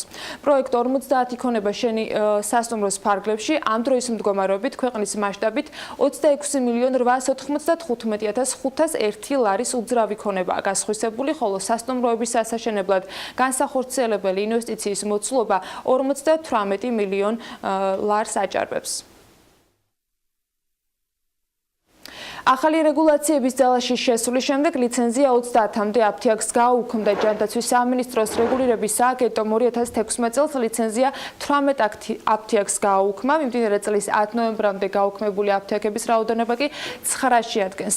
აფთიაქებს ლიცენზია მას შემდეგ უუქმდებათ, რაც ფსიქოტროპული და რეცეპტს დაქვემდებარებული მედიკამენტების უკანონოდ გაცემის რამდენიმე ფაქტი დაფიქსირდება. ირკვევა, რომ პირველი ჯგუფის ფარმაცევტული პროდუქტის ლეგალური ბრუნვის წესების დარღვევის ფაქტები იზრდება. ჯანდაცვის სამინისტროს რეგულირების სააგენტოს ინსპექტირების სამმართველოს უფროსი საქმის კურსთან აღნიშნავს, რომ 2015 წლის განმავლობაში ფსიქოტროპული და მასთან გათანაბრებული მედიკამენტის ლეგალური ბრუნვის წესების დარღვევისათვის 113 ადმინისტრაციული სამართალდარღვევის ოქმია შედგენილი. 2016 წელს ეს მაჩვენებელი 115-ია, ამ დროისათვის კი 10 ნოემბრამდე უკვე 164 ადმინისტრაციული სამართალდარღვევის ოქმია გამოწერილი. საქართველოში ინდუსტრიული თამბაქოს მრეწველობა მე-19 საუკუნის მეორე ნახევრიდან იღებს სათავეს. ამ პერიოდში დაინერგა თამბაქოს საჭრელი მექანიკური დაზგებით და პაპიროსის დასამზადებელი მანქანებიც. ემილ ავდალიანის ვიდეო ბლოგი უნდა ვნახოთ დღეს სწორედ თამბაქოს პირველ მწარმოებლებზე.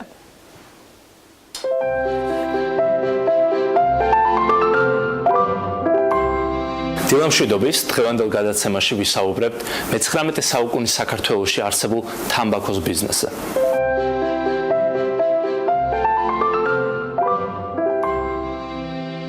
საქართველოში ინდუსტრიული თამბაქოს მრეწველობა იწყება მე-19 საუკუნის 50-იანი წლებიდან.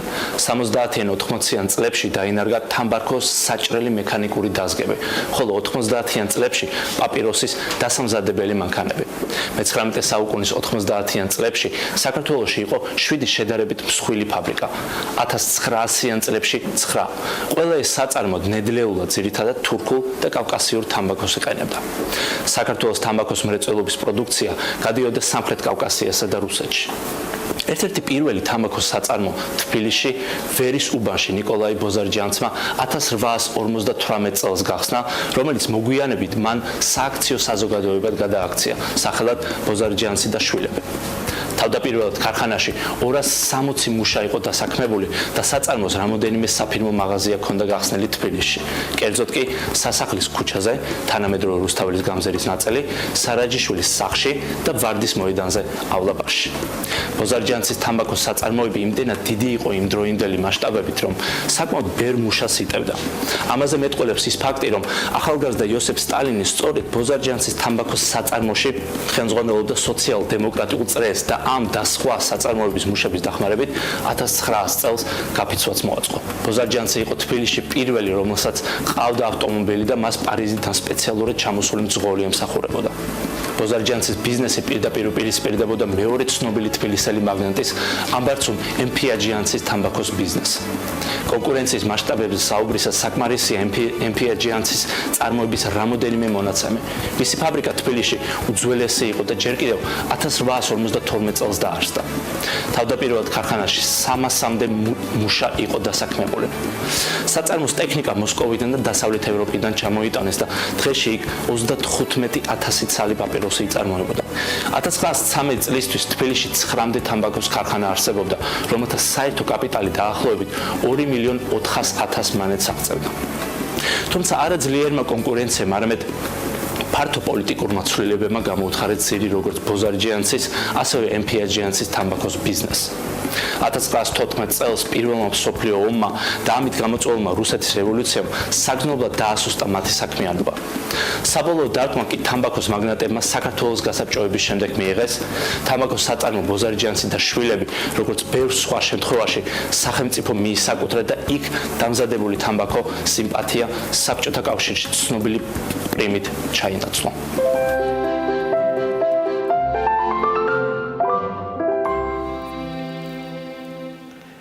კიდევ ერთ საინტერესო რუბრიკას მისცა დასაბამი ბიზნეს მედია საქართველოს. მოკლედ თავისუფალი საუბარი ბიზნეს მედია ლანჩი ჩიკაგოინოზე. შატო მუხრანში ბიზნეს ლიდერებთან ერთად ერთ კონკრეტულ თემაზე ელენე კვანჭილაშვილთან ერთად ჩვენი ახალი გამოწვევაა ჩვენს და რესპონდენტებისაც, რომლებიც ანალიტიკას წამყვანთან და ავტორთან ერთად ძალიან ბევრ საინტერესო თემას გაშლიან. ელენე კვანჭილაშვილის ბიზნეს მედია ლანჩი.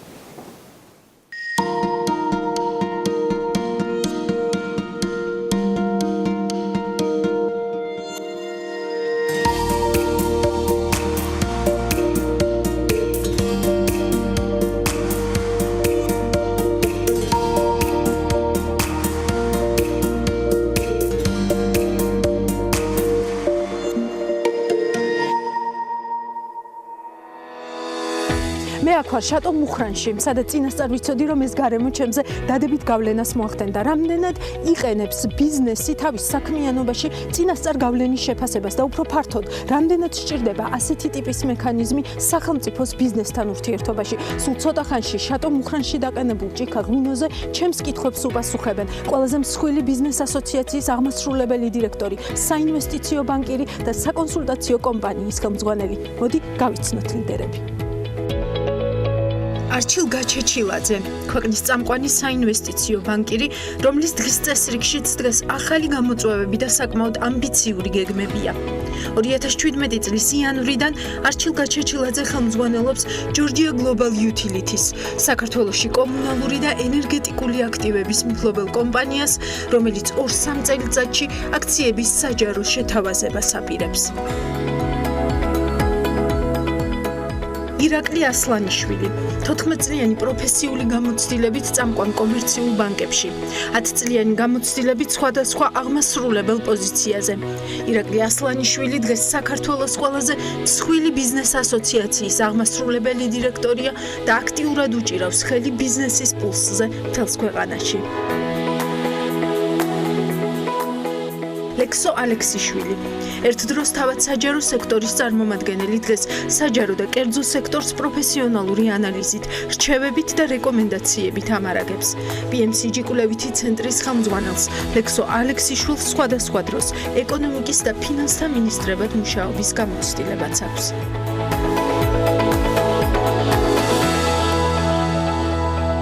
ეფექტებს უნდა ვაფასებდეთ თუ არა წინასწარ და როდესაც რაიმეს გეგმავთ, იქნება ეს ბიზნესში თუ იქნება ეს რეგულაცია სახელმწიფოს მხრიდან, არის თუ არა საჭირო რომ წინასწარ დაახლოებით ვიცოდეთ, რა გავლენა შეიძლება ამან იქონიოს. მე მგონია რომ უპირობოდ. ამას არც სჭირდება ბევრი დისკუსია, რომ როცა რამე გადაწყვეტილებას განსაკუთრებით სახელმწიფო ინსტიტუცია იღებს, აუცილებლად წინასწარ უნდა იცოდეს რა ეფექტებს მოახდენს ის როგორც ეკონომიკური თვალსაზრისით, ისე სოციალური თვალსაზრისით, საერთაშორისო ურთიერთობების თვალსაზრისით და ასე შემდეგ. სავალდებულო კვლევის საფუძველზე. მე მგონია რომ ეს უნდა იყოს სავალდებულო კვლევის საფუძველზე. ის შეუძლებელია, ეს ვიღაცა კაბინეტში მოიფიქროს რაღაცა და იმის გარეშე რომ შეისწავლოს რა ხდება, რა გავლენას მოახდენს ეს სოციალური თვალსაზრისით ან ეკონომიკური თვალსაზრისით, ეს გადაწყვეტილებები განახორციელოს. ბიზნესში იყენებთ ამ ტიპის კვლევებს. ბიზნესში ყოველ გადაწყვეტილებაში ფიქრობ, ასე ვთქვათ, რა შედეგი ამას შეიძლება მოყვეს და თუ გაამართლა მოიგებ და თუ არ გაამართლა იზარალებ. სახელმწიფოში ის ხალხი ვინც ქმნის ამ რაღაც ბიუროკრატიას რა დამატებით რა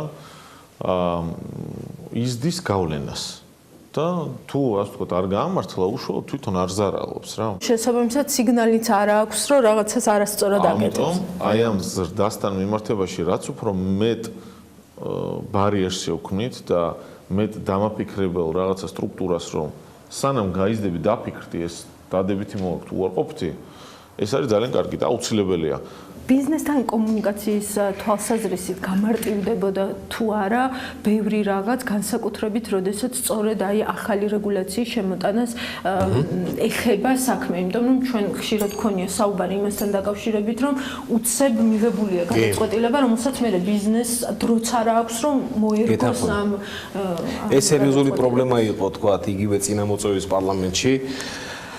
არანაკლები პრობლემა არის. მე ესე მგონია ამოწვევის პარლამენტში და ეს პრობლემა დარჩება, სანამ თქვა გარკვეული ჩამკეტი მექანიზმები თუ არ იარსებებს თქვა სახელმწიფო დონეზე. ტენდენცია სახელმწიფოს აქვს რომ გაიზარდოს და ეს არ არის მარტო საქართველოში რა, ამერიკის ფედერალური გადასახადები 10%-ზე ნაკლები იყო, დღეს 50%-ზე არის ასული. ანუ ვიღაცამ თუ არ გააჩერა, ეს სახელმწიფოს აქვს ტენდენცია რომ გაიზარდოს და ასე ვთქვათ ნახევრამდე ავიდეს.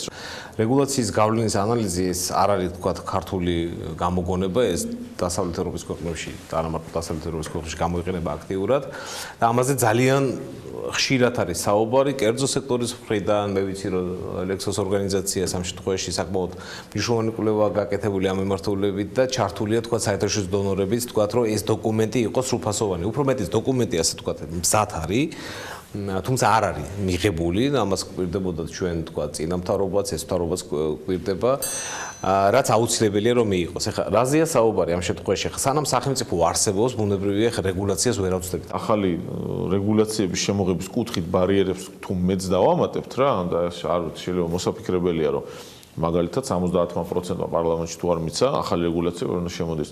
უკეთესი იქნება, არ იქნება უარესი. აჩიკო გერ მეთანხმება რომ ზოგადად მოუხრია და მე მესმის მეც ვიზიარებ ამ პათოს, მაგრამ ნუ ბუნებაში ესე არ მოხდარა რომ თქვა რეგულირების გარეშე ან რაღაცა დადგენილების გარეშე ქვეყანა მიარსებობს, ხო? ამ შემთხვევაში საუბარი რომ სახელმწიფო შევამციროთ კი ამაზე რა თქმა უნდა თანხმდები და სხვანაირად არც გამოარო არ შევთანხმდეთ. რა თქმა უნდა, უნდა იყოს ნაკლები ბიუროკრატია, უნდა იყოს პატარა სახელმწიფო და თქვა აი ხა შევეხოთ კიდევაც აი ეს გადაწყვეტილებები რაც მიიღო, კარგია. ამ შემთხვევაში სახელმწიფო რომ ამცირებს, თავარია შედეგში ვნახოთ, ციფრებში ვნახოთ, საბოლოო ჯამში ამდენი გავხდებით, ხო, სახელმწიფო დონეზე. თუ არის რაღაცები, რაც მაგალითად ზუსტად ვიცით რომ გასაკეთებელი, აი მაგალითად ის რომ ეხლა ესე ვთქვათ, აი სამინისტროები გაუქმდა, ხო? აი ასეთი ტიპის გადაწყვეტილებასაც დაჭირდებოდა რია თქვენი აზრით? თუ ჩვენ ამას მექანიკური თვალსაზრისით გაერთიანებს და ფუნქციების გადანაწილების საკითხებს ავიღებთ, მხოლოდ ბუნებრივია ეს არ არის ის საკითხი, რომ არა. თუ ის არის გადაწყვეტილება, რომელსაც გავლენა აქვს პოლიტიკურ თემატიკაზე, საგადასახადო პოლიტიკის თვალსაზრისით ან სამეწარმეო საქმიანობის თვალსაზრისით ან ნებისმიერი სხვა თვალსაზრისით, ბუნებრივია მას აუცილებლად ჭირდება რია. მნიშვნელოვანი საკითხი რაც აქ არის, რომ ეხლა რო გადაწყვეტილებას მივიღებთ, იმან შეიძლება ეფექტი გამოიღოს 5 წლის მერე, 10 წლის მერე, შეიძლება 20 წლის მერე. და ეს არის მგრძნობიარე საკითხი. ვინ იღებს პასუხისმგებლობას საბოლოო ჯამში ამაზე, ხო? ამიტომ ჩვენი მნიშვნელოვანი საკითხი უნდა იყოს, რომ თვითონ მთავრობა უნდა იყოს დაინტერესებული ზუსტად იმით, რომ არც ერთ შემთხვევაში არ გაეპაროს და არ მიიღოს ისეთი გადაწყვეტილება, რომელსაც შეიძლება კონდეს რაიმე ტიპის ნეგატიური ეფექტი. შეიძლება კონდეს რაღაც ეფექტი, მაგრამ აუცილებლად უნდა კონდეს მისი გადაფარვის რაღაცა კონკრეტული მეთოდები. თავისუფლების რისკები უნდა კონდეს დათვლილი, რა ბუნებრივია, შეუძლებელია სხვანაირად. თავისუფლების მასშტაბსაც უმცირებს ხელისუფლებას ეს დოკუმენტი, ეს ცხადია. და ჩვენს ანგარიშვალდებულებასაც მეტნაკლებად ზრდის, იმიტომ რომ რაღაც კონკრეტული მაგრამ უნდა შეიმციროს, ამ ნაწილში უნდა შეიმციროს თავისუფლება. მადლობა. მადლობთ.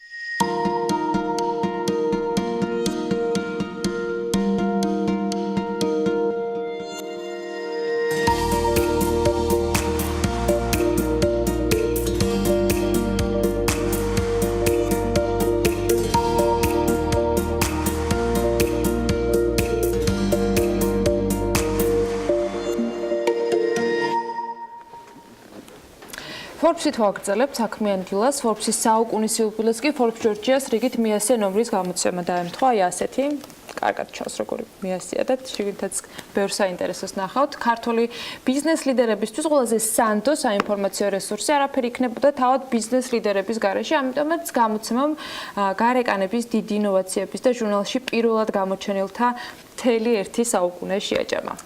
წერილები მკითხველებისგან დამოუკიდებელი საქართველოს ეკონომიკური მიმოხილვა და საავტორო სვეტები და რჩევები დამწყები მეწარმეებისთვის ჟურნალის მიმოხილვით.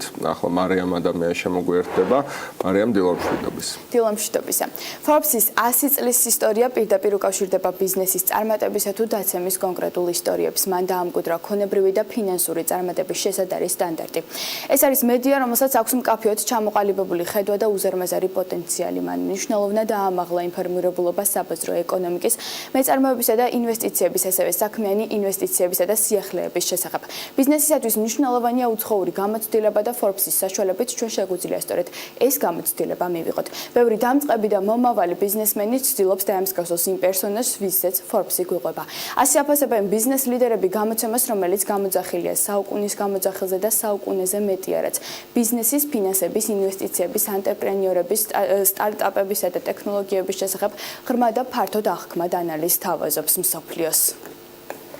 მარიამ, აქვე მაყურებელს შევახსენებ, რომ მედია ბრენდმა 2011 წლის დეკემბერში დაიწყო ოპერირება ქართულ ბაზარზე და მიმდინარე თვეში უკვე მეასე საიუბილეო სპეცგამოცემა დაბეჭდა, რომლის მთავარი თემაც სიმდიდრისა და ძალაუფლების 100 წლის რეტროსპექტივაა.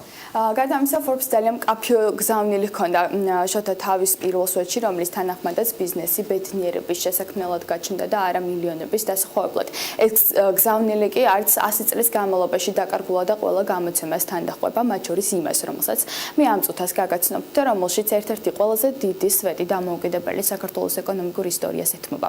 ეს არის ამბავი ეკონომიკურ კატასტროფაზე, რომელიც დავამარცხეთ და ნელისვლით, თუმცა რაც მთავარია, წინ ვინარჩუნებთ გეზს. ანუ მართალია დღეს საქართველოს დავასემოსავლიან ქვეყნად ითვლება, თუმცა Forbes-ი გვთავაზობს დროის მანქანას, იმისათვის რომ გავიგოთ თუ როდის და რა შემთხვევაში ვიცხოვრებთ ისეთ მდიდარ საქართველოში, როგორიც დასავლეთის მაღალშემოსავლიანი ქვეყნებია. მარიამ, ამ ყველაფერს მკითხველი და მაყურებელი ცხადია ნოემბრის მეასე გამოცემაში ნახავს და წაიკითხავს, თუმცა მაინც მინდა რომ გაგვიმხილო დროის მანქანით გვამოგზაურო, რა არის ეს ეკონომიკური წარმატების მთავარი რეცეპტი, რომელსაც Forbes-ი გვთავაზობს. ანა, გამოცემაზე დაყრდნობით შემიძლია გითხრათ, რომ თუკი საქართველოს ეკონომიკა ყოველწლიურად 11%-ით გაიზრდება 2027 წელს ერთ მოსახლეზე შემოსავალი 78213 PPP დოლარი გახდება. 2026 წელს უკვე გადაუსწრებთ ბულგარეთს, 2029 წელს რუსეთსა და პოლონეთს, 2022 წელს იტალიას, 2034 წელს საფრანგეთს, 2036 წელს კი გერმანიას. გარდა ამისა, Forbes-ის ფურცლები ასევე დაეთმო ქართული ბიზნესის ალმანახს. ანუ იმ ქართულ ბიზნესმენებს 100 წლის წინ Forbes-ის სიაში რომ უნდა ყოფილიყვნენ. მათ შორის აუცილებლად მოხვდებოდა დავით სარაჯიშვილი, მიტროფანე ლაღიძე, ან ძმები ზუბალაშვილი და კიდევ ბევრი ქართველი მეწარმე, როგორც თავიანთი დროის უდიდესი ანტრეპრენიორი და ნოვატორი. რაც შეეხება ჩვენს ეპოქას და მის უპირატესობებს, ხშირად ისმის შეკითხვა თუ რა შეცვალა ციფრულ ტექნოლოგიებმა ჩვენს ცხოვრებაში. პასუხი კი TBC ბანკის გენერალური დირექტორის ვახტანგ ბუცრიკიძის საავტორო სვეტში შეგიძლიათ წაიკითხოთ. და კიდევ ერთი, შეიძლება თუ არა საქართველოში ერთ სულ მოსახლეზე იყოს იმდენივე შემოსავალი, რამდენიც არის მაგალითად ლიხტენშტაინში, ლუქსემბურგში ან სინგაპურში. ან თუნდაც შეიძლება თუ არა რომ ქვეყანაში იყვნენ ისეთი კომპანიები, როგორებიც არის Amazon, Walmart და Alibaba. ამ კითხვაზე თავად მამუკა ხაზარაძე პასუხობს, ასე რომ ნოემბრის სპეცგამოშვება საკმაოდ დატვირთული გამოვიდა საავტორო სვეტებით. ანა, გეთანხმები აბსოლუტურად. და მიუხედავად ამისა, არც ლიდერბორდები გამოგვჩენია, რა არის ლობიზმის ფასი. თუ კი 2012-დან 16 წლამდე პერიოდს გადავხედავთ, საქართველოს მთავრობამ ლობისტური მომსახურების მისაღებად 11 მილიონამდე ლარი დახარჯა. 2017 წლის ოქტომბრამდე კი საქართველოს ამერიკის შეერთებული შტატების ახალ ადმინისტრაციასთან ურთიერთობის გაღრმავება და ქვეყანაში ამერიკული ინვესტიციების მოზიდვა 716,857 დოლარი დაუჯდა, ხოლო სამთავრობო ურთიერთობებისა და საგარეო კუთხის სტრატეგიულ კომუნიკაციებში დახმარება 153 ლარი. რიგით მეორე რეიტინგი კი ბიზნესის განვითარებას დაეთმო, რომლის თანახმადაც ბიზნეს სექტორის ბრუნვაში ყველაზე მაღალი წილი კლავაც ვაჭრობის დარგზე მოდის. უფრო მეტი კონკრეტიკა ამ და სხვა სიახლეებზე ტრადიციულად Forbes Georgia-ს მიმდინარე თვის ნომერში შეგიძლიათ ნახოთ, რომელიც ამჯერად სპეცპროექტია. ძალიან საინტერესო ნომერი, ძალიან საინტერესო სპეცპროექტი და კიდევ ბევრი სიახლე, რომელსაც უკვე დეკემბრის თვეში უნდა დაელოდოთ. ეს Forbes-ის 2017 წლის ბოლო ნომერი იქნება, მე მგონი. 2018 წლამდე მოკლედ კიდევ ბევრ საინტერესო შემოგთავაზებენ. მადლობა მარიამ ადამიანს ამ მიმოხილვისთვის. ახლა კი დროა რომ საერთაშორისო სავალუტო მიმოხილვას გადავხედოთ და ამაზე შუთა იზრუნებს. დოლარი ოქტომბრის შუა რიცხვების შემდეგ უდაბლეს ნიშნულზე ჩამოვიდა პარასკევს სხვა ძირითადი ვალუტების მიმართ და ახლაც გაიაფებულია. ინფლაცია სამიზნე მაჩვენებელს ქვეშ არის, ხოლო ევროზონის მონაცემები მყარ ზრდას უჩვენებენ, რაც ევროსგან დამატებითი წნეხის საფუძველია დოლარისთვის. რაც შეეხება გაიაფებას, მესამე კვირაზე დოლარი იმაზე ნაკლებით ამთავრებს, ვიდრე კვირა დაიწყო. ფედერალური სარეზერვო ბანკში ნოემბრის შეხვედრამ წარმოაჩინა, რომ ზოგი ჩინოვნიკი ინფლაციის დონეზე ნერვიულობს, ფიქრობენ, რომ მაჩვენებელი 2%-ს ქვევით დარჩება, უფრო დიდხანს, ვიდრე მოლოდინი იყო. ამეჭვით შეყრობილთა შორისაა ფედერალური სარეზერვო ბანკის ამჟამინდელი მმართველი ჯენეტ იელენიც. ინფლაციის არადამაკმაყოფილებელი დონე კი აჩენს მოლოდინს, რომ ფედერალური სარეზერვო ბანკი წელს მოერიდება დოლარის მეტად გამყარებას უკვე მესამედ რეფინანსირების განაკვეთის გაზრდით. ამ მოლოდინმა უარყოფითად იმოქმედა დოლარის ფასზე, რაც შეეხება ევროს მოძლიერებას, პარასკევს ანგარიშმა აჩვენა, რომ გერმანიაში ბიზნესის მიმართ ნდობის ინდექსი რეკორდულ სიმაღლეზე იყო. ევროზონის უდიდესი ეკონომიკა ბუმის გზაზე დგას, მესამე კვარტალში ევროზონის ზრდის ძირითადი მიზეზები ექსპორტისა და კერძო ინვესტიციების მატება იყო. ასეთი მონაცემებით მესამე კვარტლის დახურვა იძლევა საფუძველს ვივარაუდოთ, რომ ზრდა მომავალ წელშიც გადავა. ამასთან გაქარდა გერმანიაში პოლიტიკური კრიზისის ნიშნებიც. კანცლერი ანგელა მერკელი ცდილობს უმცირესობის კოალიციური მთავრობა შექმნას. ამ ყოველივეს შედეგად ახალი სავაჭრო კვირა ასე იხსნება. ევროს ფასი გადაცდა დოლარსა და 19 ცენტს. ეს 22 სექტემბრის შემდეგ უმაღლესი ნიშნულია ევროსთვის. евро იენის მიმართაც იზრდება სხვათა შორის თითქმის 1%-ით და ბოლო 24 საათში და 1 евро 123 იენი ღირს. 17 ნოემბრის შემდეგ ეს უდიდესი ფასია, რაც შეეხება იენის მიმართებას დოლართან. 1 დოლარის ფასი 111.9 იენია. დაუბრუნდეთ ევროპას. ბრიტანული გირვანქა სტერლინგიც მყარდება დოლარის მიმართ და მისი ფასი დოლარსა და 33 ცენტს კარგად აჭარბებს. მიმდინარე კვირაში დიდი ამბებია დოლარის თავს. ფედერალური სარეზერვო ბანკი მმართველს იცვლის, ელოდებიან განცხადებებს როგორც ამჟამინდელი, ისე მომავალი მმართველებისგან.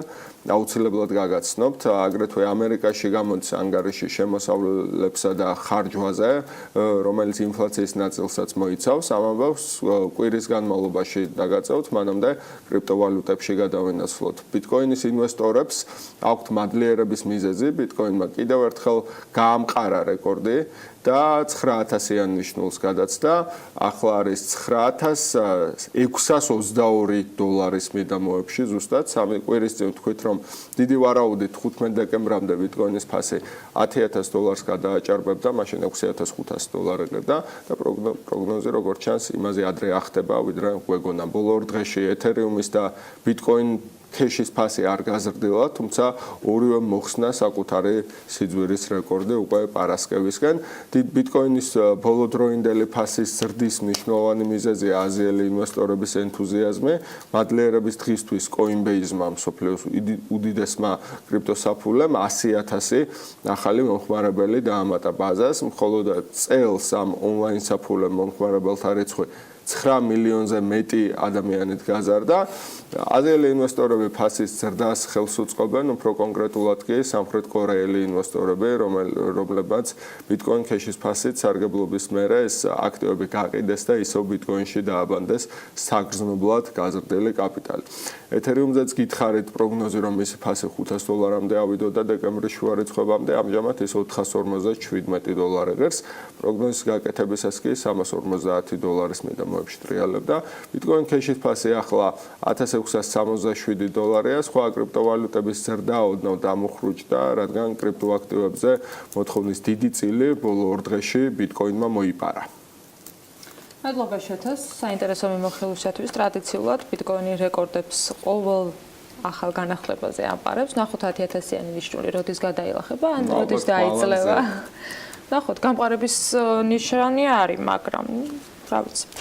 რეკლამის დრო არის და რეკლამის შემდეგ დავბრუნდებით პირდაპირ ეთერში.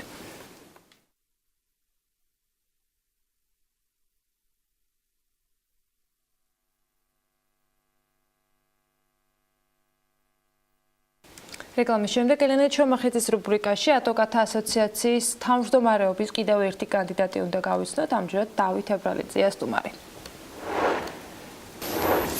ვაგრძელებთ თქვენთვის ადვოკატთა ასოციაციის თავმჯდომარეობის კანდიდატების საარჩევნო პროგრამებისა და მათი შეფასებების გაცნობას რიგ სამართლებრივ საკითხებზე. დღეს ჩვენი სტუმარია ყოფილი ენერგოომბუდსმენი, საქართველოს კონტროლის პალატის საერთაშორისო ურთიერთობების განყოფილების ყოფილი უფროსი, ასევე საქართველოს თავდაცვისა და ფინანსთა მინისტრების ყოფილი მოადგილე, ისევე როგორც საქართველოს პრეზიდენტის მიერ შექმნილი ანტიკორუფციული შვიდკაცას ექსპერტი ფინანსურ საკითხებში, იურისტი დავით ებრალიძე. მოგესალმებით ბატონ დავით. ძალიან დიდი მადლობა იმისთვის, რომ ხართ ჩვენთან ერთად. საკმაოდ საინტერესო საკითხებზე სასაუბროთ.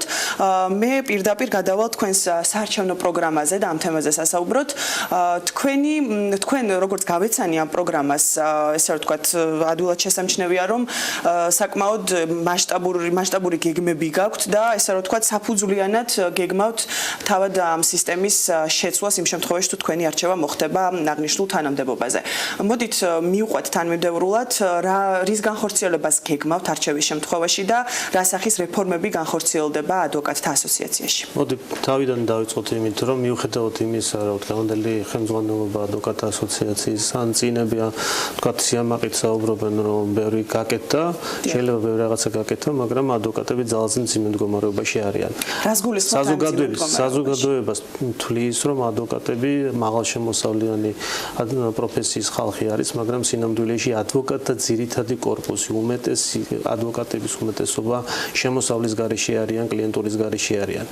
ამის მიზეზი არის რამოდენიმე. პირველი ამის მიზეზი არის, რომ თვითონ ადვოკატები დაუცველები არიან, ხოლო მეორე თვითონ მამსაჯულება არის მოუწესრიგებელი. ახლა ვიტყვი, რას ნიშნავს ადვოკატების დაუცველობა. თქვენ შეიძლება გქონიათ საზოგადოებას, რომ სამართლებრივად ადვოკატის პროფესია დაცულია და საადვოკატო საქმიანობა შეუძლია მხოლოდ ადვოკატს, ასოციაციის წევრს. არ არის ასე.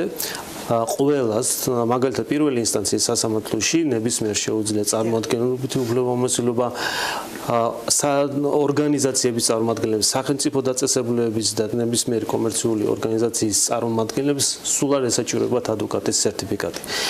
საჯარო დაწესებულებებში ადმინისტრაციული წარმოებები, როდესაც მიდის, თქვათ, ეს ერთი იმდენია, რამდენიც სასამართლო პროცესები, იქ საერთოდ არ მოითხოვება ადვოკატის, ასე ვთქვათ, მოწმობა. ესე იგი, თქვენ ხვდებით, ხო, რა ამხელა სფერო არის, სადაც ადვოკატის ლიცენზია, ადვოკატის სერტიფიკატი საერთოდ არ მოითხოვება. არა და ეს არასწორია, არასამართლებრივია და არათანმიმდევრულია, იმიტომ რომ როდესაც ქვეყანა აღიარებს, რომ ადვოკატი უნდა იყოს ლიცენზირებადი და სწორიც არის, იმიტომ რომ როგორც საექიმო სფერო, როგორც ექიმის თქვა, ჭირდება იმისათვის, რომ საექიმო საქმიანობა აწარმოოს, ასევე ადვოკატს ჭირდება ლიცენზია, სერტიფიკატი, რომ მან აწარმოოს საადვოკატო საქმიანობა, იმიტომ რომ კლიენტს ჭირდება გარანტია, მინიმალური გარანტია იმისა, რომ მისი ადვოკატი იქნება კვალიფიციური, შესაბამისად ყველა ეს სფერო, რაც მე ჩამოთვალე პირველი ინსტანციის სასამართლო ორგანიზაციები, როგორც სახელმწიფო, ასევე კერძო ორგანიზაციების წარმომადგენლებიც უნდა იყვნენ ადვოკატები, შესაბამისად ყველა ეს სფეროებიც ასევე რეგულირებას უნდა მოექცენ. თუ ჩვენ რეგულირებაში მოვაქცევთ, გამოდის, რომ ადვოკატის მოთხოვნა 1-2 გაიზრდება. შესაბამისად, ის ადამიანები დღეს, ის ადვოკატები, რომლებიც დღეს არიან უმუშევრები, მათზე მოთხოვნა 1-2 გაიზრდება. ბატონ დავით, არის თუ არა გარანტია მათი ადვოკატების ლიცენზირება იმისა, რომ ისინი იქნებიან უფრო მაღალკვალიფიციურები და მათი ხარისხიც რეალურად გაუმჯობესდება, ესე ვთქვათ, მათი მომსახურების. აი, ამის საფუძველს რა გაძლევთ? ეს აუცილებელია, რადგან სახელმწიფო იძახის, რომ ისინი ლიცენზირებას უნდა დაექვემდებარონ, ეს ნიშნავს, რომ მინიმალური სტანდარტი, რა თქმა უნდა, ყველა ადვოკატი ერთნაირი არ იქნება, ზოგი უფრო მაღალკვალიფიციური იქნება, ზოგი დაბალკვალიფიციური, როგორც ექიმებში, მაგრამ მინიმალური სტანდარტი დაცული იქნება. რას ნიშნავს ეს ლიცენზირება? მოდი კარგად დავფიქრდეთ და რატო ასეთი მნიშვნელოვანი. ადვოკატი მაგალითად გარდა იმისა, რომ ტესტირებას გამოცდას აბარებს, ამის გარდა მას აქვს განგრძობითი განათლება.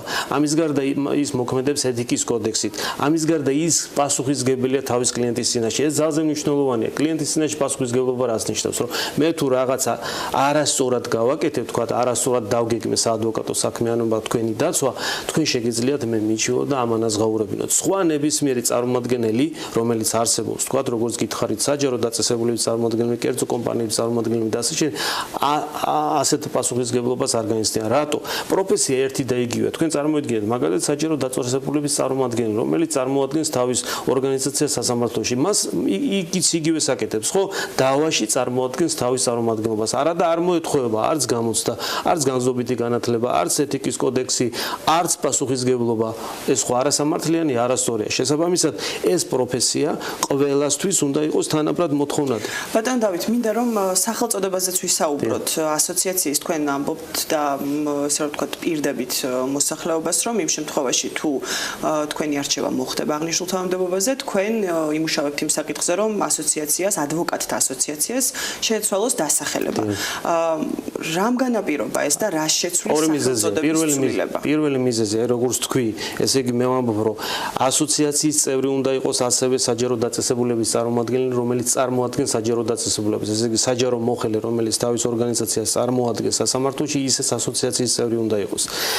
მაგრამ ადვოკატი ის სახელად ადვოკატი ვერ იქნება მიუხედავად იმისა რომ მისი პროფესიაც ეს არის დავაში წარმომადგენლობა ინგლისურად არის attorney at law ხო ის არ არის ადვოკატი იმიტომ რომ ადვოკატი იგულისხმება დამოუკიდებელი პროფესიის მატარებელი მაგრამ მაგალითად ამერიკაში როგორ არის მათ ქვია general counsel ესე იგი ისინიც ის ადამიანებიც არიან ასევე ასოციაციის წევრები ესე იგი ყველა იმ პროცედურებს გადიან ყველა ის მოთხოვნა მათ ევალებათ გამოცდა განზომილებითი განათლება ტესტირება პასუხისმგებლობა და ასე შემდეგ მაგრამ მათ ქვიათ სხვა სახელი.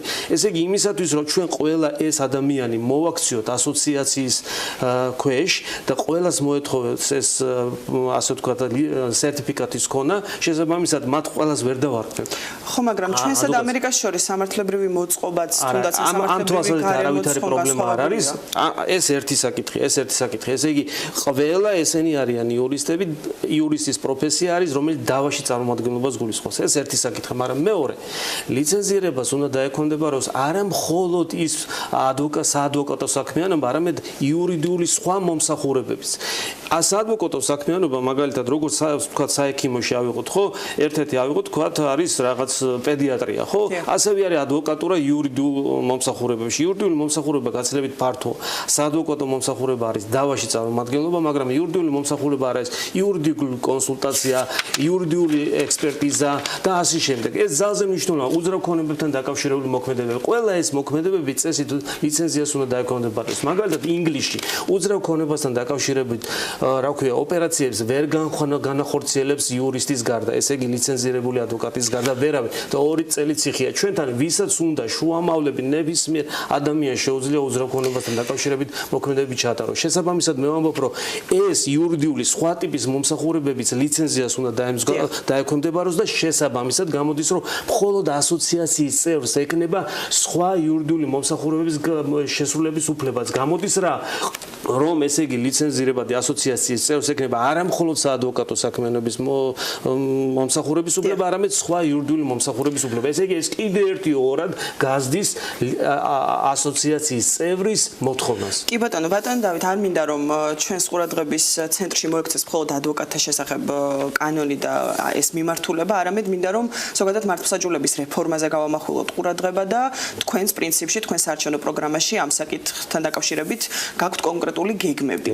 ერთ-ერთია მათ შორის პრეცედენტული სამართალი. რითი ამართლებთ აღნიშნულ გადაწყვეტილებას და რა გაძლევთ იმის საფუძველს, რომ რეალურად ჩვენს ქვეყანაში აღნიშნული მიმართულების დანერგვა რეალურად იქნება პრეცედენტული სამართალი სინამდვილეში ის რის გამოც მე გადავწყვიტე ადვოკატთა ასოციაციის თავმჯდომარეობაზე კენჭისხრა, რა თქმა უნდა, ორი მიზეზის გამო. ერთი ის რომ ეს აუცილებლად წაადგება ადვოკატებს და მეორე ეს გაცილებით წაადგება ჩვენ ქვეყანას. თუ ჩვენ თვალსაზრისით უფრო კონკრეტიკა რომ მოვიშველიოთ, რადგან ეს საკმაოდ ისეთი ცვლილება გარდამტეხი, ამიტომ ეს არის სინამდვილეში მართლმსაჯულების რეფორმაზე თუ გვინდა ლაპარაკი მომავალში, ეს არის სწორედ ის, რასაც უნდა დაეხტოს ჩვენი მართლმსაჯულების რეფორმა და ეს არ არის მხოლოდ მართლმსაჯულება, ეს არ არის მხოლოდ სასამართლო სისტემა, ეს არის ადმინისტრირება, ადმინისტრაციაზე ზემოქმედება. რას ნიშნავს პრეცედენტული სამართალი? პრეცედენტული სამართალი იგივე ანალოგიის პრინციპი. თქვენ იცით რომ მაგალითად ჩვენ გონია ქვეყანაში გონია რომ სამართლებრივად კანონების თვალსაზრისით ჩვენი ქვეყანა მეტნაკლებად მოწესრიგებულია ესე არ არის ჩვენი ქვეყანა ძალზე მოუწესრიგებელია სამართლებრივად ჩვენი მოსამართლეების პრობლემა ჩვენ გონია და საზოგადოებას მიაჩნია რომ მათი დამოუკიდებლობა არის მათი დამოუკიდებლობა კი არ არის ჩვენი მოსამართლეების პრობლემა პირიქით ჩვენი მოსამართლეები დედამიწის ზურგზე ყველაზე დამოუკიდებლები არიან იმიტომ რომ ჩვენთან სამართალი რეგულაციები არის მცირე ნებისმიერ ახალ ქვეყანაში ესია სანამ დიდი პრაქტიკა არ დაგროვდება და ბევრი კანონი და სამართალი არ დაგროვდება მანამდე მოსამართლეც ისევე როგორც საჯარო მოხელეც არის თავისუფალი თავის გადაწყვეტილებაში ჩვენი რუბრიკის ფარგლებში გვისაუბრია არაერთხელ მოსამართლეთა დამოუკიდებლობის საკითხზე და პრინციპში მაინც და მაინც ვერ დაგეთანხმებით რომ დამოუკიდებლობის საკითხი ესე აქტუალურია ჩვენს ქვეყანაში პირიქითაც კი არაერთხელ გვისაუბრია იმაზე რომ მოსამართლეთა დამოუკიდებლობა გარკვეულ უწყებებთან მოსამართლეები თავის დამოუკიდებლობას შევარდნაძის დროს თავის კორუფციისთვის ეკანებდნენ თავის დამოუკიდებლობას არჩევანის დამოუკიდებლობას მარტივ მაგალითს გეტყვით უზენაეს სასამართლოს ერთი და იგივე შემადგენლობას 6 თვის განმავლობაში ერთი და იგივე საკითხზე მაგალითად გაყიდული წილის რა ქვია ძველი დივიდენდი ვის ეკუთვნის თქვა ახალ მფლობელს თუ ძველ მფლობელს როდესაც ხელშეკრულებაში არ წერია რომ მას გადაყვეს ვალდებულება ერთ და იგივე შემადგენლობა 6 თვის განმავლობაში საპირისპირო გადაწყვეტილებები მიიღო ვინ გაარჩიოს ის იყო მართალი თუ ეს იყო მართალი თუ შენ არ დაავალდებულებ მოსამართლეს რომ აუცილებლად განმარტოს თუ რატომ მოახდინა 6 თვის წინ სხვა გადაწყვეტილება და რატო ახდენს ამ გადაწყვეტილებას დღეს სამართალი მას არტყობს მას მოსამართლეს საჯარო მოხელეს მერს რომელსაც აქვს უფლება რომ კოეფიციენტი K2 მიანიჭოს თავისი არჩევანის თავისი გადაწყვეტილებით ორჯერ ერთ და იგივე საკითხზე ეუნება უარს ესა რა ქვია მთხოვნებს ხოლმე მესამეჯერ ეუნება თანხმობას და სამართალი არტყობს ამ მერს ამ მოსამართლეს რომ განმარტოს რატო აკეთებდა მანამდე ასე და მას მერე ასე თქვენ ვერ მიხვდებით ჩვენ ვერ მიხვდებით გასაგებია ბატონ დავით ჩვენ რადგან არ გვაქვს ესე რომ თქვა გვაქვს შეზღუდული დრო მაინც ჩვენ ცხადია ვერ მოვახერხებთ ყველა საკითხზე საუბარს თუმცა აუცილებლად სანამ დავასრულებთ მინდა თქვენი ყურადღება გავამახვილო ბიზნეს დავებზე და ამ მიმართულებით მე როდესაც გავეცანი თქვენს პროგრამას პრინციპში ყოველ შემთხვევაში მე ვერ ვნახე ისეთი არსებითი დაგეგმილი ცვლილება თქვენ რა შეგიძლიათ გითხრათ ამ მიმართულებით სწორედ პრეცედენტული სამართალი მე როდესაც ფინანსთა სამინისტროში ვიყავი სწორედ პრეცედენტული სამართალს ვამკვიდრებდი საგადასახადო დავებთან დაკავშირებით ჩვენ საზოგადოებაში მიაჩნიათ ეს რთულია ძალზე ადვილია მასზე გადასვლა და საგადასახადო დავები სწორედ დავების საბჭო რომელიც იყო ფინანსთა სამინისტროში ეს დაუმკვიდრო და მან ძალზე კარგი შედეგები გამოიღო ანუ ეს აღმოფხრის იმ პრობლემებს რეალურად საქართველოში რის წინაშეც დგანან ბიზნესის წარმომადგენლები აუცილებლად რატო იმიტომ რომ ესე იგი შეფასებადი გახდება პროგნოზირებადი გახდება მოქმედება და სახელმწიფო მოხელეები საჯარო მოხელეები მოსამართლეები მოექცევიან წესრიგში მაგრამ ეს თუ ისევ სასამართლოს უნდა გადაეცეს და სასამართლოში ჩვენ არა უყურეთ როგორ სასამართლოში თუ გადაეცემა უყურეთ სასამართლოში აღარ გადაეცემა ის საკითხი რომელიც ერთხელ უკვე სასამართლომ თქვა ამაზე და თქვა რომ 100 არის ეს და სხვანაირად არა დღეს როგორ ხდება 1000 ჯერ სასამართლომ მიიღოს ერთ და იგივე საკითხზე ასეთი გადაწყვეტილება რევიზორი ისე დაარიცხავს როგორც თვითონ სულს და კაციშვილი ვერ მოთხოვს პასუხს. შესაბამისად პრეცედენტული სამართალი ნიშნავს რომ როდესაც მოსამართლე, როდესაც დავების საბჭო ერთხელ მიიღებს გადაწყვეტილებას ერთ საკითხზე, მაშინ უკვე რევიზორი პასუხისგებელი ხდება რომ შეცვალოს თავის პრაქტიკა. ხეს ხედავთ ესე იგი სასამართლო გადაწყვეტილება ავტომატურად ზემოქმედებას მოახდენს ადმინისტრაციაზე, თვითმმართველობებზე და ის მოაწესრიგებს არა მარტო სასამართლო პროცესებს, არამედ ხელისუფლების პროცესებს, ადმინისტრაციის პროცესებს, თვითმმართველობის პროცესებს ეს და რევიზორი ვეღარ დაარიცხავს ისე როგორც არიცხავდა. ეს მცირე და საშუალო მეწარმეებზე კოლოსალური შედეგის მატარებელია, იმიტომ რომ მცირე და საშუალო მეწარმეები ძალზე სენსიტიურები არიან დაარიცხვის მიმართ, იმიტომ რომ მათ მცირე რესურსია და ისინი კოტრდებიან ადვილად, როდესაც რევიზორი რაღაცას არიცხავს. ამიტომ რევიზორის მიერ სამართლიანი სწორი დარიცხვა პირველ ეტაპზე კრიტიკულად მნიშვნელოვანია. ამიტომ თუ ჩვენ ეს არ გამოვასწორეთ და პრეცედენტულად არ დაუვალდებულოთ რევიზორი რომ ერთხელ სასამართლომ რო გითხრა, ერთხელ დავების საბჭომ რო გითხრა, ასე დაარიცხა და შენ ისე ვისი არიცხავ, ეს არის სერიოზული პრობლემა. ამიტომ ეს მოაწესრიგებს მათ. ბატონ დავით, ახლა დამაინტერესა, რას ფიქრობთ ვიწრო სპეციალიზაციის შექმნაზე სასამართლოში, რაც გულისხმობს 500.000 ლარის ზემოთ დავის საგნის ღირებულების ეს საერთოდ სწორია, ნებისმიერ სფეროში ვიწრო სპეციალიზაცია უნდა იყოს, იმიტომ რომ ეს მეტ კომპეტენცია შემოიტანს და ამ შემდეგ მოდით და დაუბრუნდეთ იმ საკითხს, რომ რას გამოიწვევს ეს ადვოკატებისთვის, პრეცედენტული ჩვენ არ გვაქვს დიდი დრო ასე რომ პრეცედენტული სამართალი რატო არის ადვოკატებისთვის მნიშვნელოვანი? ესე იგი ერთი რომ მას ქვეყანაზე ძალზე კოლოსალური მნიშვნელობა ექნება ეფექტური და ადვოკატებისთვის ადვოკატის პროფესია ერთიორად დაფასდება, იმიტომ რომ კომპეტენცია უკვე მნიშვნელოვანი ხდება, იმიტომ რომ შენ აღმოაჩინო საჯარო ადმინისტრაციულ გადაწყვეტილებებში და სასამართლო გადაწყვეტილებებში ანალოგია, მას სჭირდება კომპეტენცია. უკვე საკმარისი არ არის სამოქალაქო კოდექსის ან საგადასახადო კოდექსის ზონა. შენ სჭირდება პრეცედენტების მიყოლა. შესაბამისად, კვალიფიციური ადამიანი ერთიორად მოთხოვნადი გახდება არა მარტო სასამართლოში, არამედ გახდება ადმინისტრაციებში. ესე იგი ეს იმას ნიშნავს, რომ ეს ადამიანები არა მარტო ლიცენზიის მქონე ადამიანები, არამედ კომპეტენტური ადვოკატები ერთიორად მოთხოვნადი გახდება პრეცედენტული სამართლის პირობებში. გასაგებია, ძალიან დიდი მადლობა ბატონ დავით იმისთვის, რომ მობრძანდით საკმაოდ საინტერესო ნარატივის შემოგთავაზეთ. ბოლო სიტყვა. მინდა ვთქვა, რომ ეს საკითხები ძალზე მნიშვნელოვანია. აქამდე თქვა და ადამიანები, რომლებიც სურვილი ჰქონდათ მონაწილეობა მიიღოთ, მხოლოდ ისეთ საკითხებზე მსჯელობდნენ, რაც იყო მაგალითად ვინ მიდის მივლინებაში, ვინ არ მიდის, რამდენად სწორად იხარჯება ადვოკატთა ასოციაციის ფული და ასე შემდეგ. თქვენ ხვდებით, რამდენად მნიშვნელოვანი განსხვავებაა ის, რასაც მე ვამბობ და რაც ითქმებოდა აქამდე. თუმცა აქამდე ისიც დაფიქსირდა, რომ მხოლოდ ამ საკითხებზე არ ყოფილა აქცენტები პრინციპში გასულ კვირას ჩვენ გასუკვირას რაც დათო თქვა, სხვათაშორის მინდა ვთქვა, რომ ეს გარკვეულწილად პლაგიატობაა, იმიტომ რომ დათო აქამდე ხო დიდი ხანი იყო ასოციაციის წევრი და ერთხელ არ უთქვიათ, რომ რას ნიშნავს მართლმსაჯულების სისტემაში რატო უნდა იყოს ანალოგიური სისტემა, ანალოგიის პრაქტიკა. მან ეს თქვა, ეს იმას ნიშნავს, რომ ეს აიღო აქედან. მესმის უნდა დავასრულოთ სამწუხაროდ ჩვენ აღარ გვაქვს ამდენი დრო და ძალიან დიდი მადლობა იმისთვის, რომ მობრძანდით, საკმაოდ საინტერესო პასუხები შემოგთავაზეთ ჩვენს მიერ დასმულ შეკითხვებზე. მე წარმატებებს გისურვებთ. მე მაყურებელს შევახსენებ, რომ ადვოკატთა ასოციაციის თავმჯდომარის არჩევნები 9 დეკემბერს გაიმართება, ხოლო მანამდე მომავალ კვირასაც ჩვენ შემოგთავაზებთ კიდევ ერთი საკმაოდ საინტერესო კანდიდატის მოსაზრებებს სხვადასხვა სამართლებრივ საკითხებთან დაკავშირებით და ასევე მის საარჩევნო პროგრამას, ასე რომ დაველოდოთ აუცილებლად მომავალ შაბათს. მადლობა ელენე ჩუმახიძე საინტერესო რუბრიკისათვის. ჩვენ კი მოკლე სიუჟეტით უნდა გავაგრძელოთ ეთერი. კომპანია მე კვადრატი უძრავი ქონება მთაწმინდის ფერდობზე დამწვარი 20,000 კვადრატული მეტრის ტერიტორიაზე მწვანე საფარისა და ლანდშაფტის აღდგენა საკუთარ თავზე აიღო. ამასთან დაკავშირებით კომპანიამ მიღებაც გამართა ღონისძიებას გარემოს დაცვის მიმართულებით მომუშავე სამთავრობო და არასამთავრობო ორგანიზაციების წარმომადგენლები და ექსპერტები და ესწრნენ, რომლებიც მთაწმინდის ფერდობის რეაბილიტაციის პროექტში აქტიურად იქნებიან ჩართულები.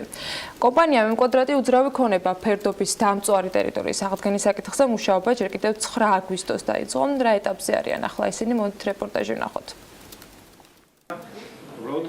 კომპანიამ M კვადრატი უძრავი ქონება მთაწმინდის ნახანძრალი ფერდობის აღდგენისა და რეაბილიტაციისთვის პროექტის განხილვაზე სამუშაო შეხვედრა გამართა. ღონისძიება მრგვალი მაგიდის ფორმატით წარიმართა, სადაც გარემოს დაცვით ორგანიზაციებთან და მერიის გამწვანების სამსახურთან ერთად განიხილეს საქართველოს ეროვნული ბოტანიკური ბაღის მიერ მომზადებული სარეაბილიტაციო სამუშაოების პირველადი გეგმა, ტექნიკური პირობები და მონიტორინგის პრინციპები. ჩვენ დაახლოებით 3000 კი არა 3000 ხემცენარის ჩარგვას გეგმავთ იქ მიუხედავად იმისა, რომ დაიწვა დაახლოებით 500-მდე.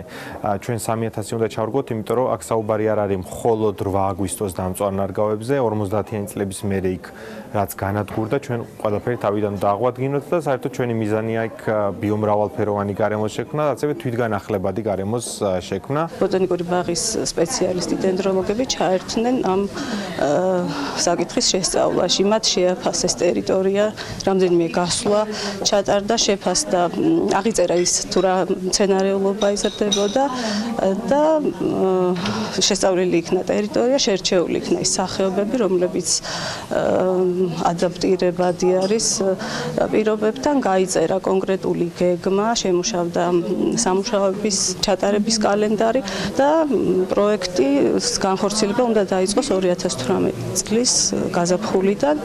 მთაწმინდის ნახანძრალი ტერიტორიის აღდგენისა და სარეაბილიტაციო სამუშაოებისთვის განსაზღვრულ ტექნიკურ დავალებაში გათვალისწინებული იქნება სამუშაო შეხვედრაზე განხილული ყველა რეკომენდაცია. მრგვალი მაგიდის მონაწილეები იყვნენ თბილისის მერიის ეკოლოგიისა და გამწვანების სამსახური, ეკოვიჟენი, სენი, GMG საქართველოს მწვანეთა მოძრაობა, ილიას სახელმწიფო უნივერსიტეტის ბოტანიკის ინსტიტუტი, საქართველოს ბუნებრივი რესურსებისა და გარემოს დაცვის სამინისტრო. კომპანიამ M კვადრატი უძრავი ქონება მთაწმინდის ფერდობზე დამწვარი 20,000 კვადრატული მეტრის ტერიტორიაზე მწვანე საფარისა და ლანდშაფტის აღდგენა საკუთარ თავზე აიღო.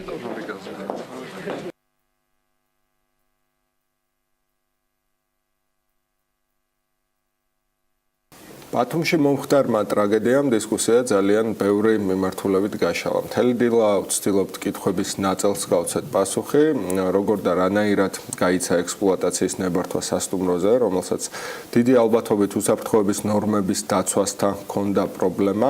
საერთოდ როგორ გაიცემა ნებართვები და რა არის კრიტერიუმები, მამუკა ბერძენიშვილთან გავაგრძელებთ საუბარს. დილამშვიდობის ბატონ მამუკა, მოგესალმები. ტურიზმის ინსტიტუტის აღმასრულებელ დირექტორს ვთავთ პირდაპირ ეთერში ბათუმიდან. ბატონ მამუკა, თქვენ მაშინ იყავით ხელისუფლების წარმომადგენელი, როდესაც ამ სასტუმროზე ექსპლუატაციის ნებართვა გაიცა. იყო თუ არა ყველა კრიტერიუმი დაგმაყოფილებული და საერთოდ როგორ მოხდა, როგორ ხდება ხოლმე ასეთი ნებართვების გაცემა? მოგესალმებით.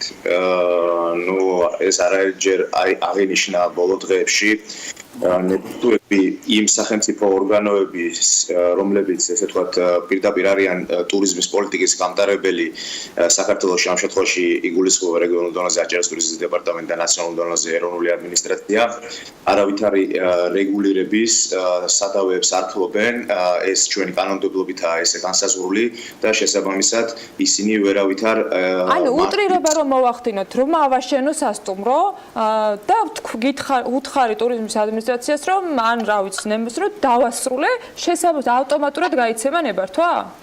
ამ შემთხვევაში კიდევ ერთხელ ვიმეორებ, იქნება ეს სასტუმრო ობიექტი, ტურისტული სააგენტო, ტურ ოპერატორი, გიდი თუ ასე შემდეგ, ის ბიზნეს სუბიექტები, რომლებიც პირდაპირ ტურისტების მომსახურებაში ჩართული, არავითარ კავშირში არ არიან ამ ბიზნეს სუბიექტების ექსპლუატაციაში შესვლის პროცესთან.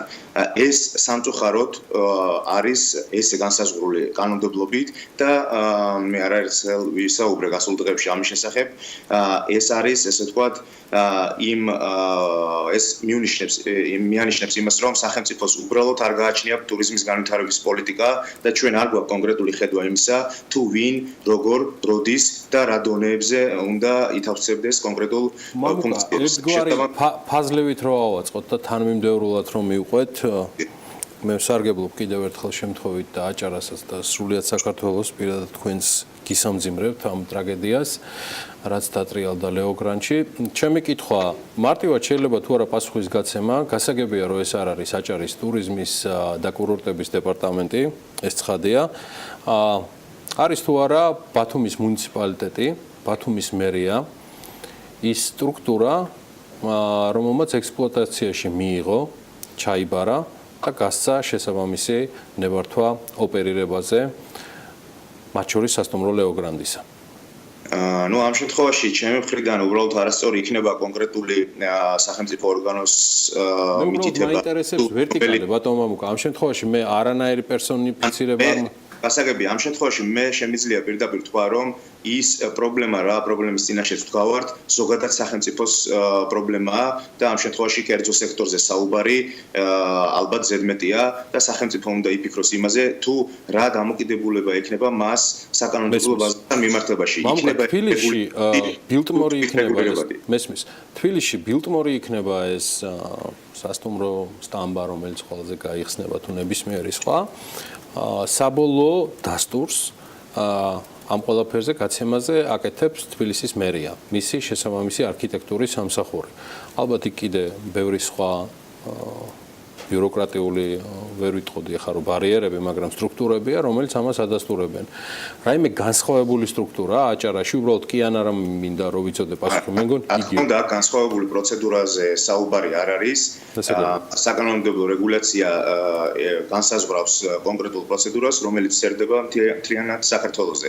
ამიტომ კიდევ ერთხელ ვამბობ, ჩვენ გვმართებს დაფიქრება იმაზე, თუ რა სახის უნდა იყოს ტურიზმის თვის და ტურისტებისთვის სერვისების გამწევი ბიზნეს სუბიექტების რეგულაცია. უნდა იყოს ეს რეგულირებული, თუ უნდა იყოს თვითრეგულაციაზე, ესე ვთქვათ, დამოკიდებული. უნდა იყოს მე მინდა რომ ჩვენ გავაგრძელოთ ამ დღეებში საუბარი, იქნება ეს ისევ Skype-ის საშუალებით თუ მამუკა შეძლებს ჩამოსვლას. მადლობა მამუკა ბერძენიშვილს, იგი ტურიზმის ინსტიტუტის აღმასრულებელი დირექტორია, იგი Skype-ით ჩაგვერთო ბათუმიდან. ეხლა კი ხაზზეა სესილი ბოკერია, იგი გახლავთ TV პირველი ჟურნალისტი, რომელიც იმყოფება ბათუმში და იგი დაესწრო, იგი ესწრება უпростоრად, იმიტომ რომ ეხლაც მიმდინარეობს სასტუმრო ლეოგრანდის მფლობელების და ადვოკატის პრესკონფერენცია, სადაც ისინი აპირებდნენ განცხადების გაკეთებას, თუმცა კახაწერეთელმა ჯერ კიდევ დილის 8 საათზე ჩვენთან ჩართვისას კახაწერეთელი გახლავთ მათი ლეოგრანდის სასტუმრო ლეოგრანდის მფლობელების იურიდიული მრჩეველი და ადვოკატი დაადასტურა, რომ დღეს ეხლა გეტყვით ეროლ გვარის უმა ვიწყდება ლეოგრანდის ამ ერთ-ერთი მფლობელისა. საუბარია ეროლ ავგორენი, რომელიც გააკეთებდა 10 საათზე განცხადებას და ეს რეალურად იქნებოდა სამძიმრის გარდა კონკრეტული დახმარებები გარდაცვლილი ოჯახების მიმართ, თუმცა ასევე მეპატრონე გამოხატავდა დამოკიდებულებას ამ მუხტარი ტრაგედიის მიმართ, როგორც სასტუმროს მეპატრონეები. კარგი, ჩვენ უკვე ხაზზე ყავს მე როგორც ხვდები. კარგი. მოდი ჩვენ ახლა მოკლე პაუზაზე გავიდეთ. სტუმრები უკვე შემოგვიერთდნენ. საკმაოდ საინტერესო ვიდეოს განვიხილავთ, რომელიც ჩვენმა კოლეგამ რაც უკვე სატელევიზიო ეთერისთვის მონატრებულმა დავით კიკალიშვილმა გუშინ გაავრცელა ავსტრიიდან, თუ არ ვცდები. ავსტრიიდან, სადაც ის ცხოვრობს და მოდით ეს ვიდეო ვნახოთ, სანამ სესილი ბოკერიას ჩართვის შესაძლებლობა გვექნება. ისევ ბათუმის ტრაგედიის გავლენით და უსაფრთხოების ნორმებზე ვისაუბრებთ რეკლამის შემდეგ, თუმცა სანამ სტუმრებთან გადავინაცვლებთ, უნდა ვნახოთ ერთი ჩვეულებრივი საცხოვრებელი, როგორ არის ამ შემთხვევაში უსაფრთხოების ნორმების დასაკმაყოფილებლად აღჭურვილი. ჟურნალისტი დავით კიკალიშვილი ავსტრიიდან ავრცელებს ვიდეოს და გვიამბობს, როგორია ევროპული უსაფრთხოების სისტემა და მოდით ეს ვიდეო ვნახოთ. ყველას მოგესალმებით და პირველ რიგში სამძიმარი მინდა გამოუცხადო ბათუმის ტრაგედიაში დაღუპულთა ოჯახებს და გამოვეხმაურო საჭირბოროტო საკითხს. ახლა მინდა უბრალოდ გიჩვენო თუ როგორ არის დაცული ავსტრიაში ჩვეულებრივი სახლი. როგორ არის აღჭურვილი ხანძარსაწინააღმდეგო თავდაცვის სხვადასხვა მოწყობილობებით.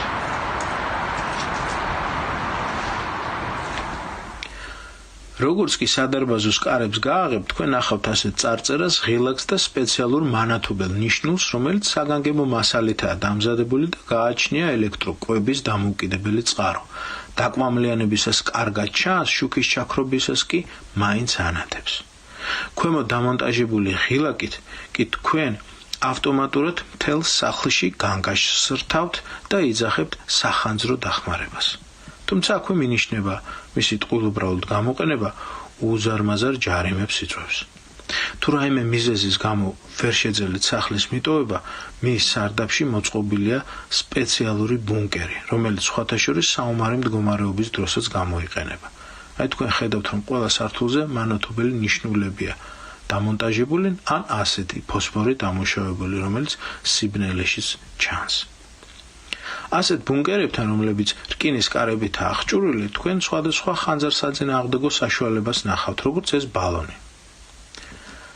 ამ სახლის ავტოფარეხთან კი დამონტაჟებულია სპეციალური სახანძრო შლანგი, რომელიც წყლის სისტემასთანაა დაკავშირებული და რასაკურველია სახლის ყველა სართულს წუდება. სხვადასხვა სახელმწიფო თუ კერძო რეგულაციებით ეს სისტემები კი მკაცრად კონტროლდება. აი ეს პოსტერი ამაზე მიანიშნებს. ხედავთ ხელმოწერასა და რიცხვს. ამ ავტოფარეხს თავისი დამოუკიდებელი გასასვლელი აქვს, რომელთაც ხანძრის დროს შეგიძლიათ ისარგებლოთ. ავტოფარეხში ყოველ 15 მეტრში და სახლის ყველა სართულზე ასეთი სახანძრო ბალონებია დამონტაჟებული. ასეთი თავდაცვის თუ უსაფრთხოების სისტემების გარეშე ავსტრიაში სახლი ექსპლუატაციაში ვერ შევა. ამას სადაზღვევო კომპანიებიც მკაცრად ითხოვენ. ყველაფერი ეს ერთობლიობაში კი დაცვის მაღალ ხარისხს განაპირობებს. ხო, ნუ ჩვენ ამ შემთხვევაში ჩვენი კოლეგა მოგვენატრა და მოკითხვას უთვლი დათო კიკალიშვილს, მაგრამ დარწმუნებული ვარ ჩვენი სტუმრებისთვის ბევრი სიახლე არ თქმულა მისი ვიდეოდან. დიმიტრი მხეიძე, მშენებლობის ინსპექტორების აკრედიტებულ პირთა ასოციაციის გამგეობის თავმჯდომარე და ივა დავითაია, ფრილენდ ჰოლდინგის მმართველი პარტნიორი დილამშვიდობის. გმადლობთ მობრძანებისთვის. იო რა იყო შენთვის განსხვავებული გარდა იმისა რომ პოსტსკრიპტუმთან გაგვიჩნდა ორთავეს განცდა როცა დავით კიკალიშვილის სამ ვიდეოს ნახულობდით განსხვავებული იმიტომ რომ შენ ფლობ ძალიან კარგად ინფორმაციას ნორმებს რა ხდება და როგორია ხანძარ-საწინააღმდეგო ნორმები უცხოეთში რაც პირველ რიგში მინდა მივსამძიმრო დაღუპულთა ოჯახებს და მალე გამოჯამთელება ყველას ვინც დაშავდა საშინელი ტრაგედიის შედეგად ასევე მადლობა გადაუხადო საგანგებო სიტუაციების საკეთო თანამშრომლებს და მეხაძრებს რომლებიც საოცარი შრომა გაწიეს იმ ღამეს და რეალურად ავიცილეთ თავიდან გაცლებით უფრო მეტი მსხვერპლი ვიდრე შეიძლება და რა გალაპარაკებთ საიმისოთ რომ თქვენ რომ მიღმა მადლიერებისა ფიქრობთ რომ მსხვერპლი შეიძლება ყოფილიყო გაცილებით მეტი მთლიანად ბევრი ინფორმაცია არ მაქვს უბრალოდ საჯარო წყაროებიდან რაც ჩანდა იქიდან გამომდინარე მარტივი ანალიზის გაკეთება შესაძლებელია რომ სერიოზული საფრთხე იყო იმისა რომ მსხვერპლი ყოფილიყო უფრო მეტი ვიდრე გახლდათ პირველ რიგში თუ გავაანალიზებთ ერთ-ერთი დაშავებულის ვიდეოს რომელიც გავრცელდა Facebook-ის მეშვეობით კაფეოდ ჩანს რომ ძირითადი ასე ვთქვათ ზარალი და ძირითადი მსხვერპლი იყო გამოწვეული დაკვამლიანებით და არა თავად ცეცხლით, რაც პრინციპში საერთაშორისო სტატისტიკითაც ეგრეა. ნებისმიერი მსხვილი ხანძრის შემთხვევაში დაკვამლიანება გახდა თავარი რისკი. რამე ცუდ მასალაზე არ შეიძლება იყოს საუბარი, რომელიც მეტ ყვამლს და უფრო მახრჩობელს. ვიდრე რასაკვირველია მასალებსაც ძალიან დიდი მნიშვნელობა აქვს, არის სპეციალური მასალები, რომელთაც შენდება და მოპირკეთდება მაღალი დონის სასტუმროები, არის ცეცხლმედეგობის და სხვადასხვა ასე ვთქვათ რეიტინგები, თუმცა მანამ სანამ მასალებზე ვისაუბრებთ, პირველ რიგში კვამლის გავრცელების სისტემები, კვამლის გავრცელების პრევენციის სისტემებზე უნდა ვისაუბროთ, რასაც სავარაუდოდ ადგილი არ ქონია ლეო გრანდის შემთხვევაში, იმიტომ რომ კვამლი გავრცელდა ძალიან სწრაფად ფაქტიურად სასტუმროს მთელ ტერიტორიაზე, რამაც გამოიწვია მერე მახრჩობელა აირების გავრცელება და შესაბამისად ლეტალური შედეგი. ივა, რა კითხვა მაქვს და მინდა იგივე კითხვით დიმიტრისანაც გადავიდე. თქვენი პასუხის შემდეგ არის თუ არა ესეთ დროს პანიკა თავარი განსაზღვრელი იმ ფატალური შედეგისა, როგორც წესი, რომელიც დგება დიდი ხანძრებიდან გამომდინარე და განათლების, ინსტრუქციების არცოდნის უკიდურესად დაბალი დონე. თქვენამდე სტუმარი ყავდა დილის ხრის ნახევარზე, რომელიც პირდაპირ გითხრა, რომ ლიფტში არ ჩაждоმა და ლიფტთან არ გაკარება, ეს არის ლამის დაუწერელი კანონი, დაწერილიც, კი ბატონო, ასეთი შემთხვევებისას. კი ბატონო. ასევე ცნობილია, ასე ვთქვათ, საჯარო წყაროებიდან, რომ მსხვერპლის დიდი ნაწილი სწორედ ლიფტში გარდაიცვალა, ეს იყო უხეში დარღვევა სახალხო უსაფრთხოების სტანდარტებისა, იმიტომ რომ რასაკვირველია ხანძრის დროს არ შეიძლება ლიფტის გამოყენება. ეგ ერთი. მეორე, თუ მაინდა-მაინც ლიფტები უნდა იყოს აღჭურვილი სპეციალური სისტემით, რომელიც უზრუნველყოფს შუქის ჩაქრობის ავტომატური თუ შემთხვევითი შუქის ან დენის წყაროს მიწოდების ჩაქრობის შემთხვევაში ლიფტის გაჩერებას და მის საევაკუაციო სართულზე ჩამოსვლას და კარების ავტონომიურ რეჟიმში გახსნას, რაც ასევე ადგილი არ ქონია. არის მესამე ფაქტორი, რომელიც არის ლიფტის ეგრეთ წოდებული შახტების დაწნეხვის სისტემა, რომელიც გამორიცხავს ამ შახტების დაკვამლიანებას, რასაც ასევე ადგილი არ ქონია, როგორც ჩანს. შესაბამისად, ცხადია, ეს იყო სერიოზული პრობლემა. რაც შეეხება პანიკას, პანიკა ახლავს ნებისმიერ საგანგებო სიტუაციას და ეს ცხადია, ამის მოლოდინი უნდა გქონდეს ყველას და ყოველთვის, და ამისათვის უნდა არსებობდეს შესაბამისი დატრენინგებული ხალხი, რომელიც ამას უზრუნველყოფს. მადლობა, იო. ბატონ დიმიტრი, თქვენი პოზიცია. მე თანხმები დათში თვით დაპროექტების დროს შენობის უნდა იყოს ესეთი ნიუანსები გათვალისწინებული, არის აუცილებლად უნდა იყოს შეუბოლავი კიბეები, რომლის მეშვეობითაც გამოვა მოსახლეობა და დამსვენებელი გარეთ ესეთი სიტუაციების დროს შეუბოლავი კიბეები რას ნიშნავს? რას ნიშნავს და არის სპეციალურად არის შახტა არის ეს ჰერმეტულად ისე რომ ბოლოს არ არის. რომელშიც ბოლი არ შედის, რომ სახანძრო სიტუაციის დროს ადამიანებმა შეძლონ უსაფრთხოდ გამოსვლა. არის აუცილებელია რომ თუ თუნდაც ორი კიბე უნდა არსებობდეს, ვინაიდან ესეთია ეხლა აი ახალი ნორმები რომ მივიღეთ შენობა ნაგებობების უსაფრთხოების იქ კვეთრად არის გაწერილი. და ეს არის გაწერილი. ანუ ეს ყველაფერი რაც თქვენ ახლა ისაუბრეთ, ჩვენი რეგულაციებით მოითხოვება, რომ ყველა ვინც აშენებს სასტუმროს, კონდეს ეს ღონისძიებები გატარებული. ასე არის? არაუცილებლად არ არის სასტუმროს თავისი სახლი. ყველა სიმაღლის გარკვეული სიმაღლის სახლი აქვს თავისი რეგულაცია, სასტუმროს თავისი აქვს. ანუ ეს უკვე იყო კანონდარღვევა? საუბარს ჩვენ კიდევ გვექნება შესაძლებლობა, თუმცა აუცილებლად უნდა ჩავთოთ სესილი ბოკერია, რომელიც ბათუმში იმყოფება და პირველად მოვისმენთ უკვე სასტუმრო ლეო გრანდის ფლობელის და ხელმძღვანელის განმარტებას მის ადვოკატთან ერთად, რომელიც სულ რამდენიმე წუთის წინ გაკეთდა. სესილი დილა მშვიდობისა, რა იყო ის განცხადება, რომელიც ჩვენ მოისმინე რამდენიმე წუთის წინ? დიახ, სულ რამოდენიმე წუთის წინ სასტუმრო ლეო გრანდის ფლობელმა საგანგებო განცხადება გააკეთა. მან პირველ რიგში მიუსამძიმრა გარდაცვლილთა ოჯახებს და კიდევ ერთხელ გაიხსენა ის 24 ნოემბრის ტრაგიკული საღამო, რაც შეეხება უსაფრთხოების ნორმების დარღვევას. მან აღნიშნა მედიასთან, რომ უსაფრთხოების ნორმები სასტუმროში დარღვეული არ იყო და ის გავრცელებული ინფორმაცია, რომელიც მედიაში გავრცელდა სულ რამოდენიმე დღის წინ, რომ თითქოს შემთხვევამდე სულ ცოტა ხნით ადრე სასტუმრო დაჯარიმებული იყო უსაფრთხოების ნორმების დარღვევის გამო, მან ეს უარყო. ასევე აღნიშნა, რომ იმ შემთხვევაში თუ გარდაცვლის ოჯახებს და დაშავებულების ოჯახებს დასჭირდება დახმარება, საჭიროების შემთხვევაში სასტუმრო მათ მატერიალურ დახმარებას გაუწევს. Ben de aileleriyle beraber üzülüyorum. ძალიან დიდ მწუხარებას გამოთქვათ ამ დაღუპული ადამიანების წინაშე და მათი ოჯახების ერთად ვიზიარებთ აღნიშნულ მწუხარებას. Olaydan beri hiç uyumadım daha. აღნიშნული ფაქტიდან გამომდინარე, საერთოდ არ გვიძინა ჩვენ. Ölen ailelerin acısını paylaşıyoruz. მათ მწუხარებას ჩვენც ვიზიარებთ, მათი ოჯახების მწუხარებას და ამ მწუხარებას გამოთქვათ მათი ანუ გარდაცვლების სურვილს. Bugün yaz gününden sonra hepsini tek tek gezeceğim. Gideceğim. დღეს არის გლოვის დღე და გამომდინარე აქედან მათ თვითონ მოვინახულებთ მათ ოჯახებს. Onlara gereken yardımları elimizden gelen her şeyi yapacağız. ჩვენ შეგვიძლია ყველაფერი გავაკეთოთ, რაც აუცილებელი იქნება, რაც საჭირო იქნება მათი ოჯახებისათვის და იმისათვის, რომ ეს აღნიშნული დიდი მწუხარება გავიზიაროთ მათთან ერთად. Gürcü polisine, Gürcü itfaiyesine çok teşekkür ediyorum.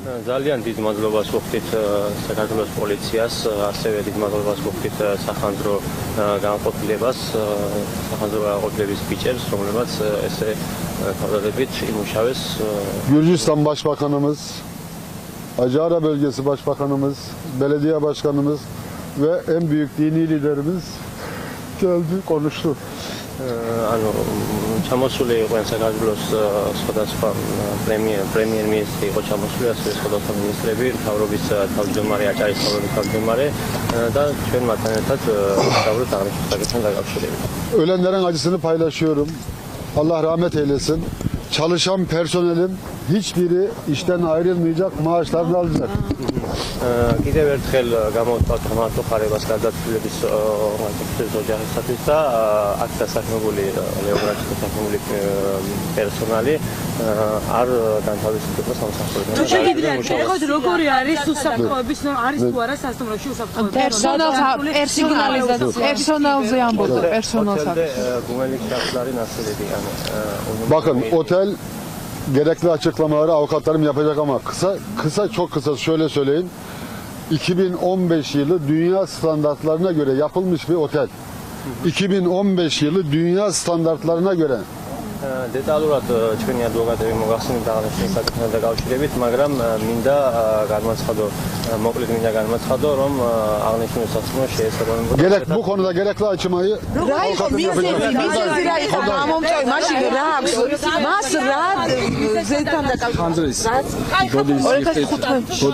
ბოდიშს გიხდით შეთანხმება იყო ესეთი რომ ის გააკეთებდა განცხადებას რაც შეეხება ხანძრის მიზეზზე.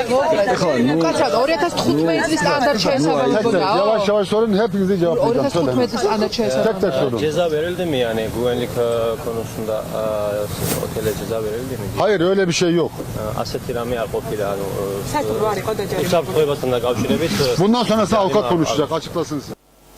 ბათუმში დღეს გამოსხდებულია გლოვის დღე, სრულად საქართველოს მასშტაბით დაეშვა დროშები და ამით პატივს მიაგებენ გარდაცულთა ხსოვნას, რაც შეეხება უშუალოდ ვითარებას სასტუმრო ლეოგრანთან, ამ დრომდე არ წყდება ხალხის ნაკადი, როგორც მოქალაქეები, ასევე ოჯახის გარდაცულთა ოჯახის წევრების, სკოლის მოსწავლეები ყვავილებითა და სანთლებით ამკობენ სასტუმროს შესასვლელს და ამით პატივს მიაგებენ გარდაცულთა ხსოვნას. საგამოძიებო მოქმედებები კი ამ დრომდე მიმდინარეობს სასტუმროს შენობაში. ექსპერტ კრიმინალისტები მობილიზებულები არიან, იღებენ ნიმუშებს, ათვალიერებენ დამწვარ ტერიტორიას, ასევე შემოსაზღვრულია სასტუმროს ტერიტორია მესამე დღეა უკვე ყვითელი ლენტით, სამართალდამცველები აკვირდებიან მიმდებარე ტერიტორიას, თუ რა გახდა ხანძრის გამომწვევი მიზეზი ჯერჯერობით უცნობია, თუმცა გამოძიება მიმდინარეობს სისხლის სამართლის კოდექსის 253 მუხლის მესამე ნაწილით.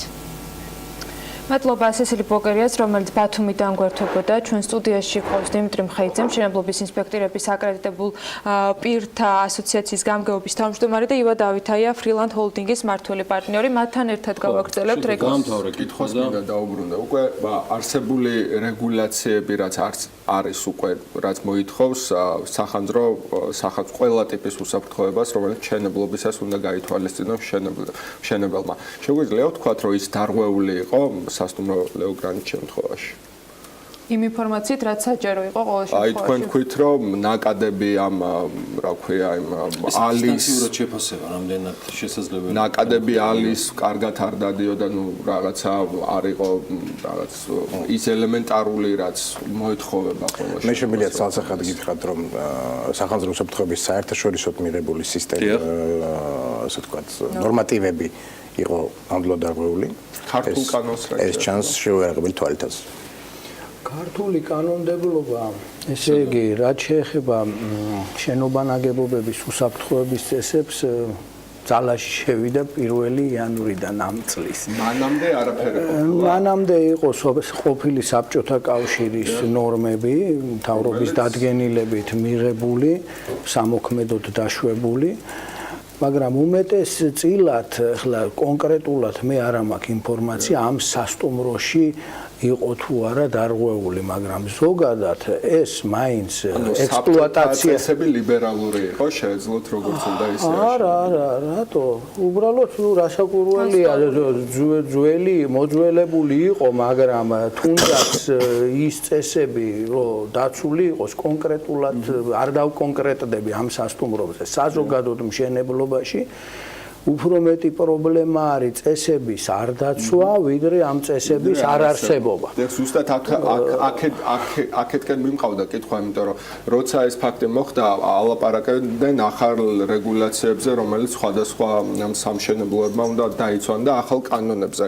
და თუ უკვე არსებული კანონის აღსრულების პრობლემა გვაქვს, რა გარანტია გვაქვს, რომ რაღაც ახალი კანონის შემოვიღებთ უფრო მკაცრ წესებს და უფრო ძნელად აღსასრულებელ წესებს და ისინი უფრო არ აღსრულდება. ანუ თქვენ როგორ უყურებთ ამ საკითხს? მე მგონი ზუსტად ეს არის ყველაზე მეტი პრობლემა.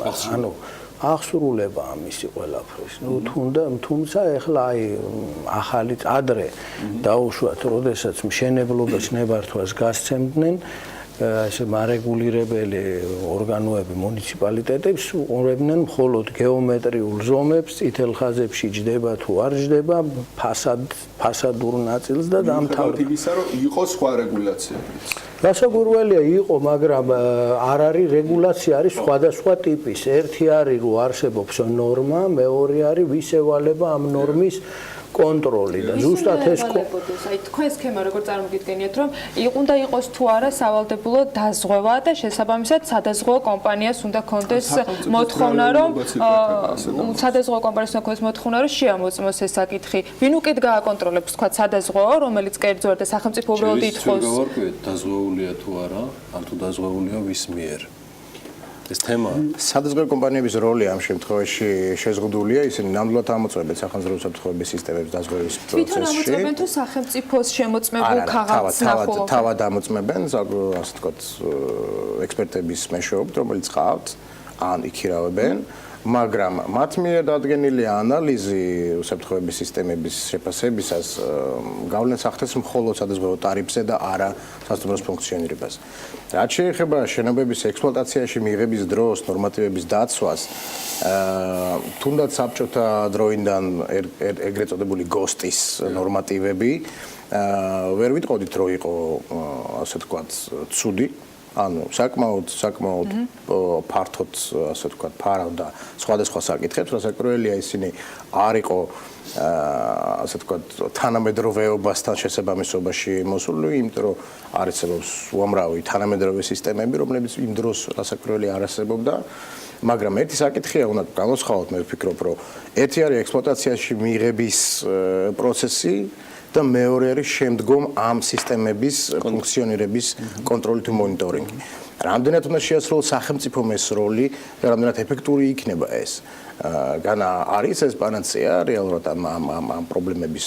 სწორედ ამიტომ ვიკითხე ამ ფორმით, რომ თუ დაზღვევას ექნება განსაკუთრებული აქცენტი და რეალურად ის კაცრად შეამოწმებს და არ იქნება რაღაცა მხოლოდ საკუთარ ტარიფზე მიბმული, ამ შემთხვევაში კერძო სექტორი კიდევ უფრო აქტიური იქნება თუნდაც ამ მოთხოვნებს. რასაკვირველია, სადაზღვევო კომპანია ამ შემთხვევაში. ეს სქემა თუ არის სადმე აპრობირებული? ხოლო რასაკვირველია, ეს უბრალოდ გაუზრდის პრემიას და ფლობელს დაუჯდება უფრო ძვირი ამ შენობის დაზღვევა.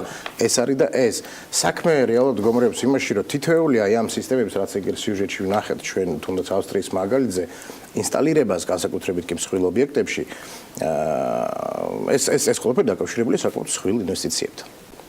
პატარა ობიექტების შემთხვევაში შეიძლება იყოს რამდენიმე $10,000 ღირებულების ინვესტიცია, ხოლო აი თუნდაც ლეოგრანდის შემთხვევაში ამ მასშტაბის შენობებში ეს შეიძლება იყოს ასეულობით $1,000 ღირებულების ინვესტიციასთან. მილიონიან რამდენიმე 10 მილიონი წარμოიდგინეთ ასეთი რამდენიმე თუნდაც 10,000 რამდენად არის საპირწონე იმის რომ ერთი მონიტორინგის ფუნქცია, რომელსაც ასრულებს სახელმწიფო მოხელე, ყოველგვარ ნიშნის მოგების გარეშე, მაგრამ 800 1000 2000 ლარის ხელფასის მქონე? ანუ რა სტიმულს ვქმნით ჩვენ, რა გარემოს ვქმნით ჩვენ? შეიძლება თუ არა ეს პირიქით კორუფციისკენ მიმა ნიშნებელი გზა იყოს, როდესაც ან საერთოდ რესურსი აქვს სახელმწიფოს, რომ ყველა შეამოწმოს და თან ამოწმოს მუდმივად რამდენჯერმე. მეორე არის ადმინისტრაციული რესურსის ასე ვთქვათ არსებობა და შესაბამისი კატეგორიის სპეციალისტების ყოლა, ხო? ანუ ბევრი პრობლემა არის, ამიტომ სახელმწიფოს მხრიდან მონიტორინგის განხორციელების ასე ვთქვათ პედალირება დღეს აი ამ ემოციურ ფონზე შესაძლოა არ იყოს სწორი გზა. სავარაუდოდ ჩვენ ამას ვერ ავწდებით, მაგრამ დისტანციაზე გამოცდილების მქონე ადამიანს, როგორც ბრძანდებით ჰოსპიტალიტი, რომელთვისაც არ არის უცხო. ერთმნიშვნელოვნად თქვენთვის ჩანს, რომ საერთაშორისო ნორმები ხალხს უსო იყო უდაოდ დარღვევა. ბატონ დიმიტრი, თქვენთან ესეთი კითხვა. შეიძლება თუ არა რომ ერთის მხრივ სისტემა ყოფილიყო გულისხმობ ნორმაში, დაველოდოთ ცხადია გამოძიებას რასაც იყო და თქვათ არამუშავებულიყო შეტყობინების სისტემა, დაცვის სამსახურს არ ემუშავა ჯეროვნად.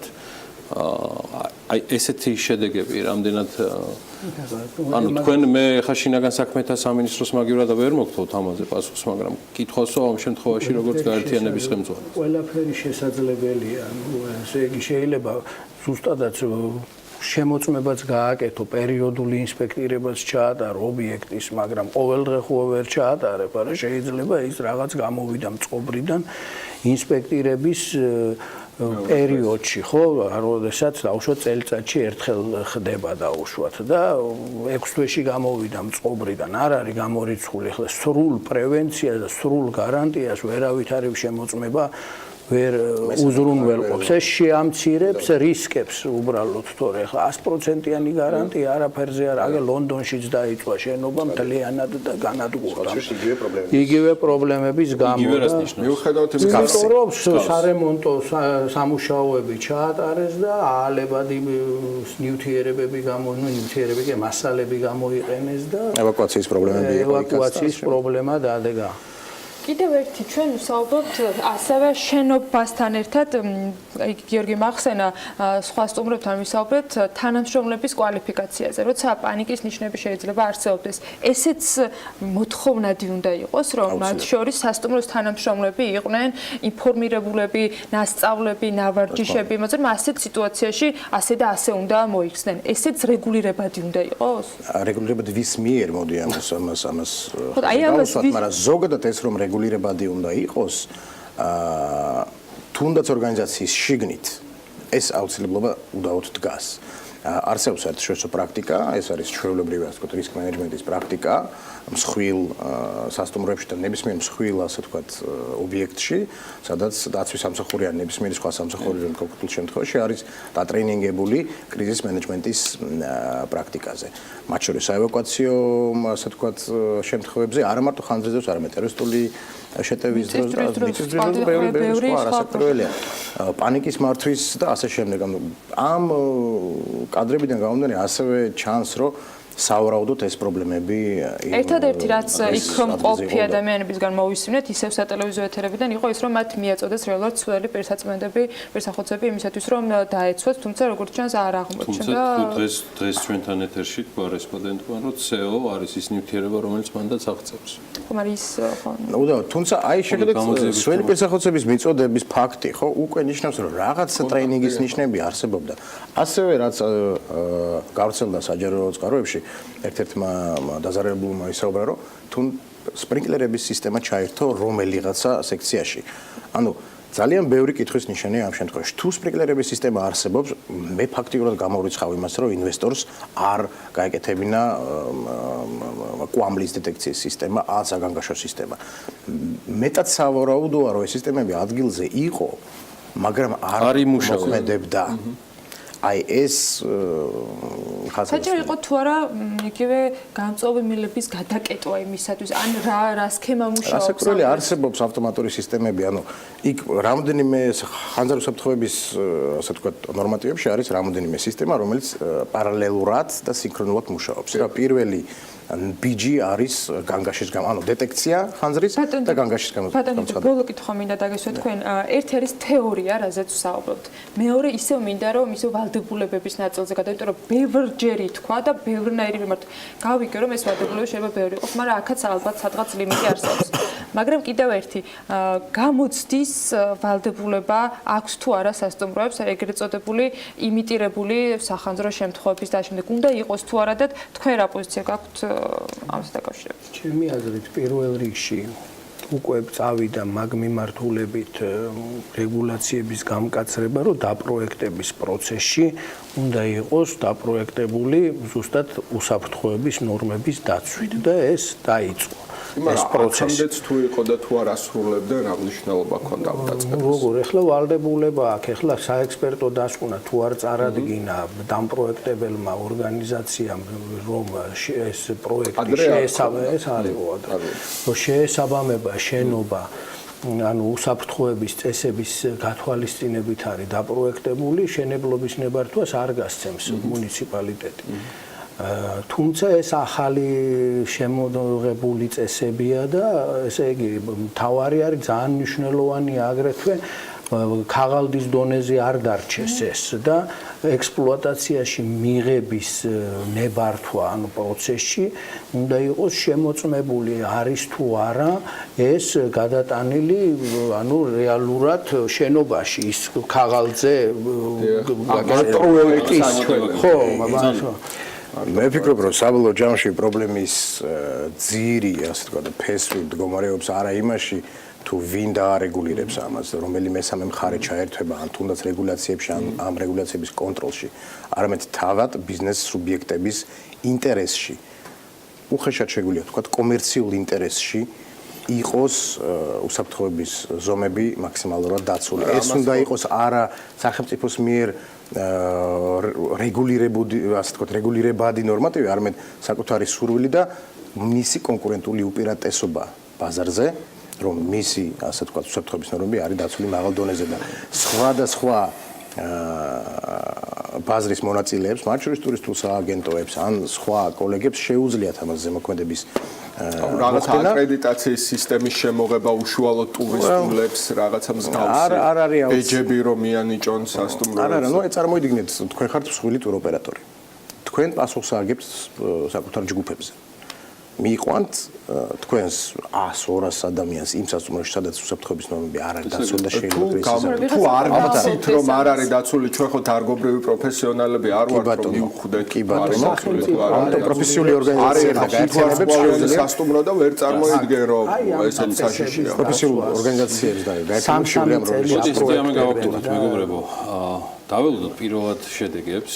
სავარაუდოდ შუალედურ დასკვნას შინაგან საქმეთა სამინისტრო დადებს, რაც ჩვენთვის მსჯელობის სხვა ეტაპზე გადასვლის საშუალება იქნება, რომ დიმიტრი მხეიძესთან მშენებლობის ინსპექტირების აკრედიტებულ პირთა ასოციაციის გამგეობის თავმჯდომარესთან და ივა დავითაიასთან ფრილენდ ჰოლდინგის მმართველ პარტნიორთან გავაგრძელოთ შემდეგ დღეებში საუბარი. გმადლობთ თქვენი დროისთვის, ჩვენ მოკლე რეკლამაზე გავდივართ და ვაგრძელებთ უსაფრთხოების ნორმებთან დაკავშირებით კონკრეტული მაგალითით საუბარს და ინსტრუქტაჟით.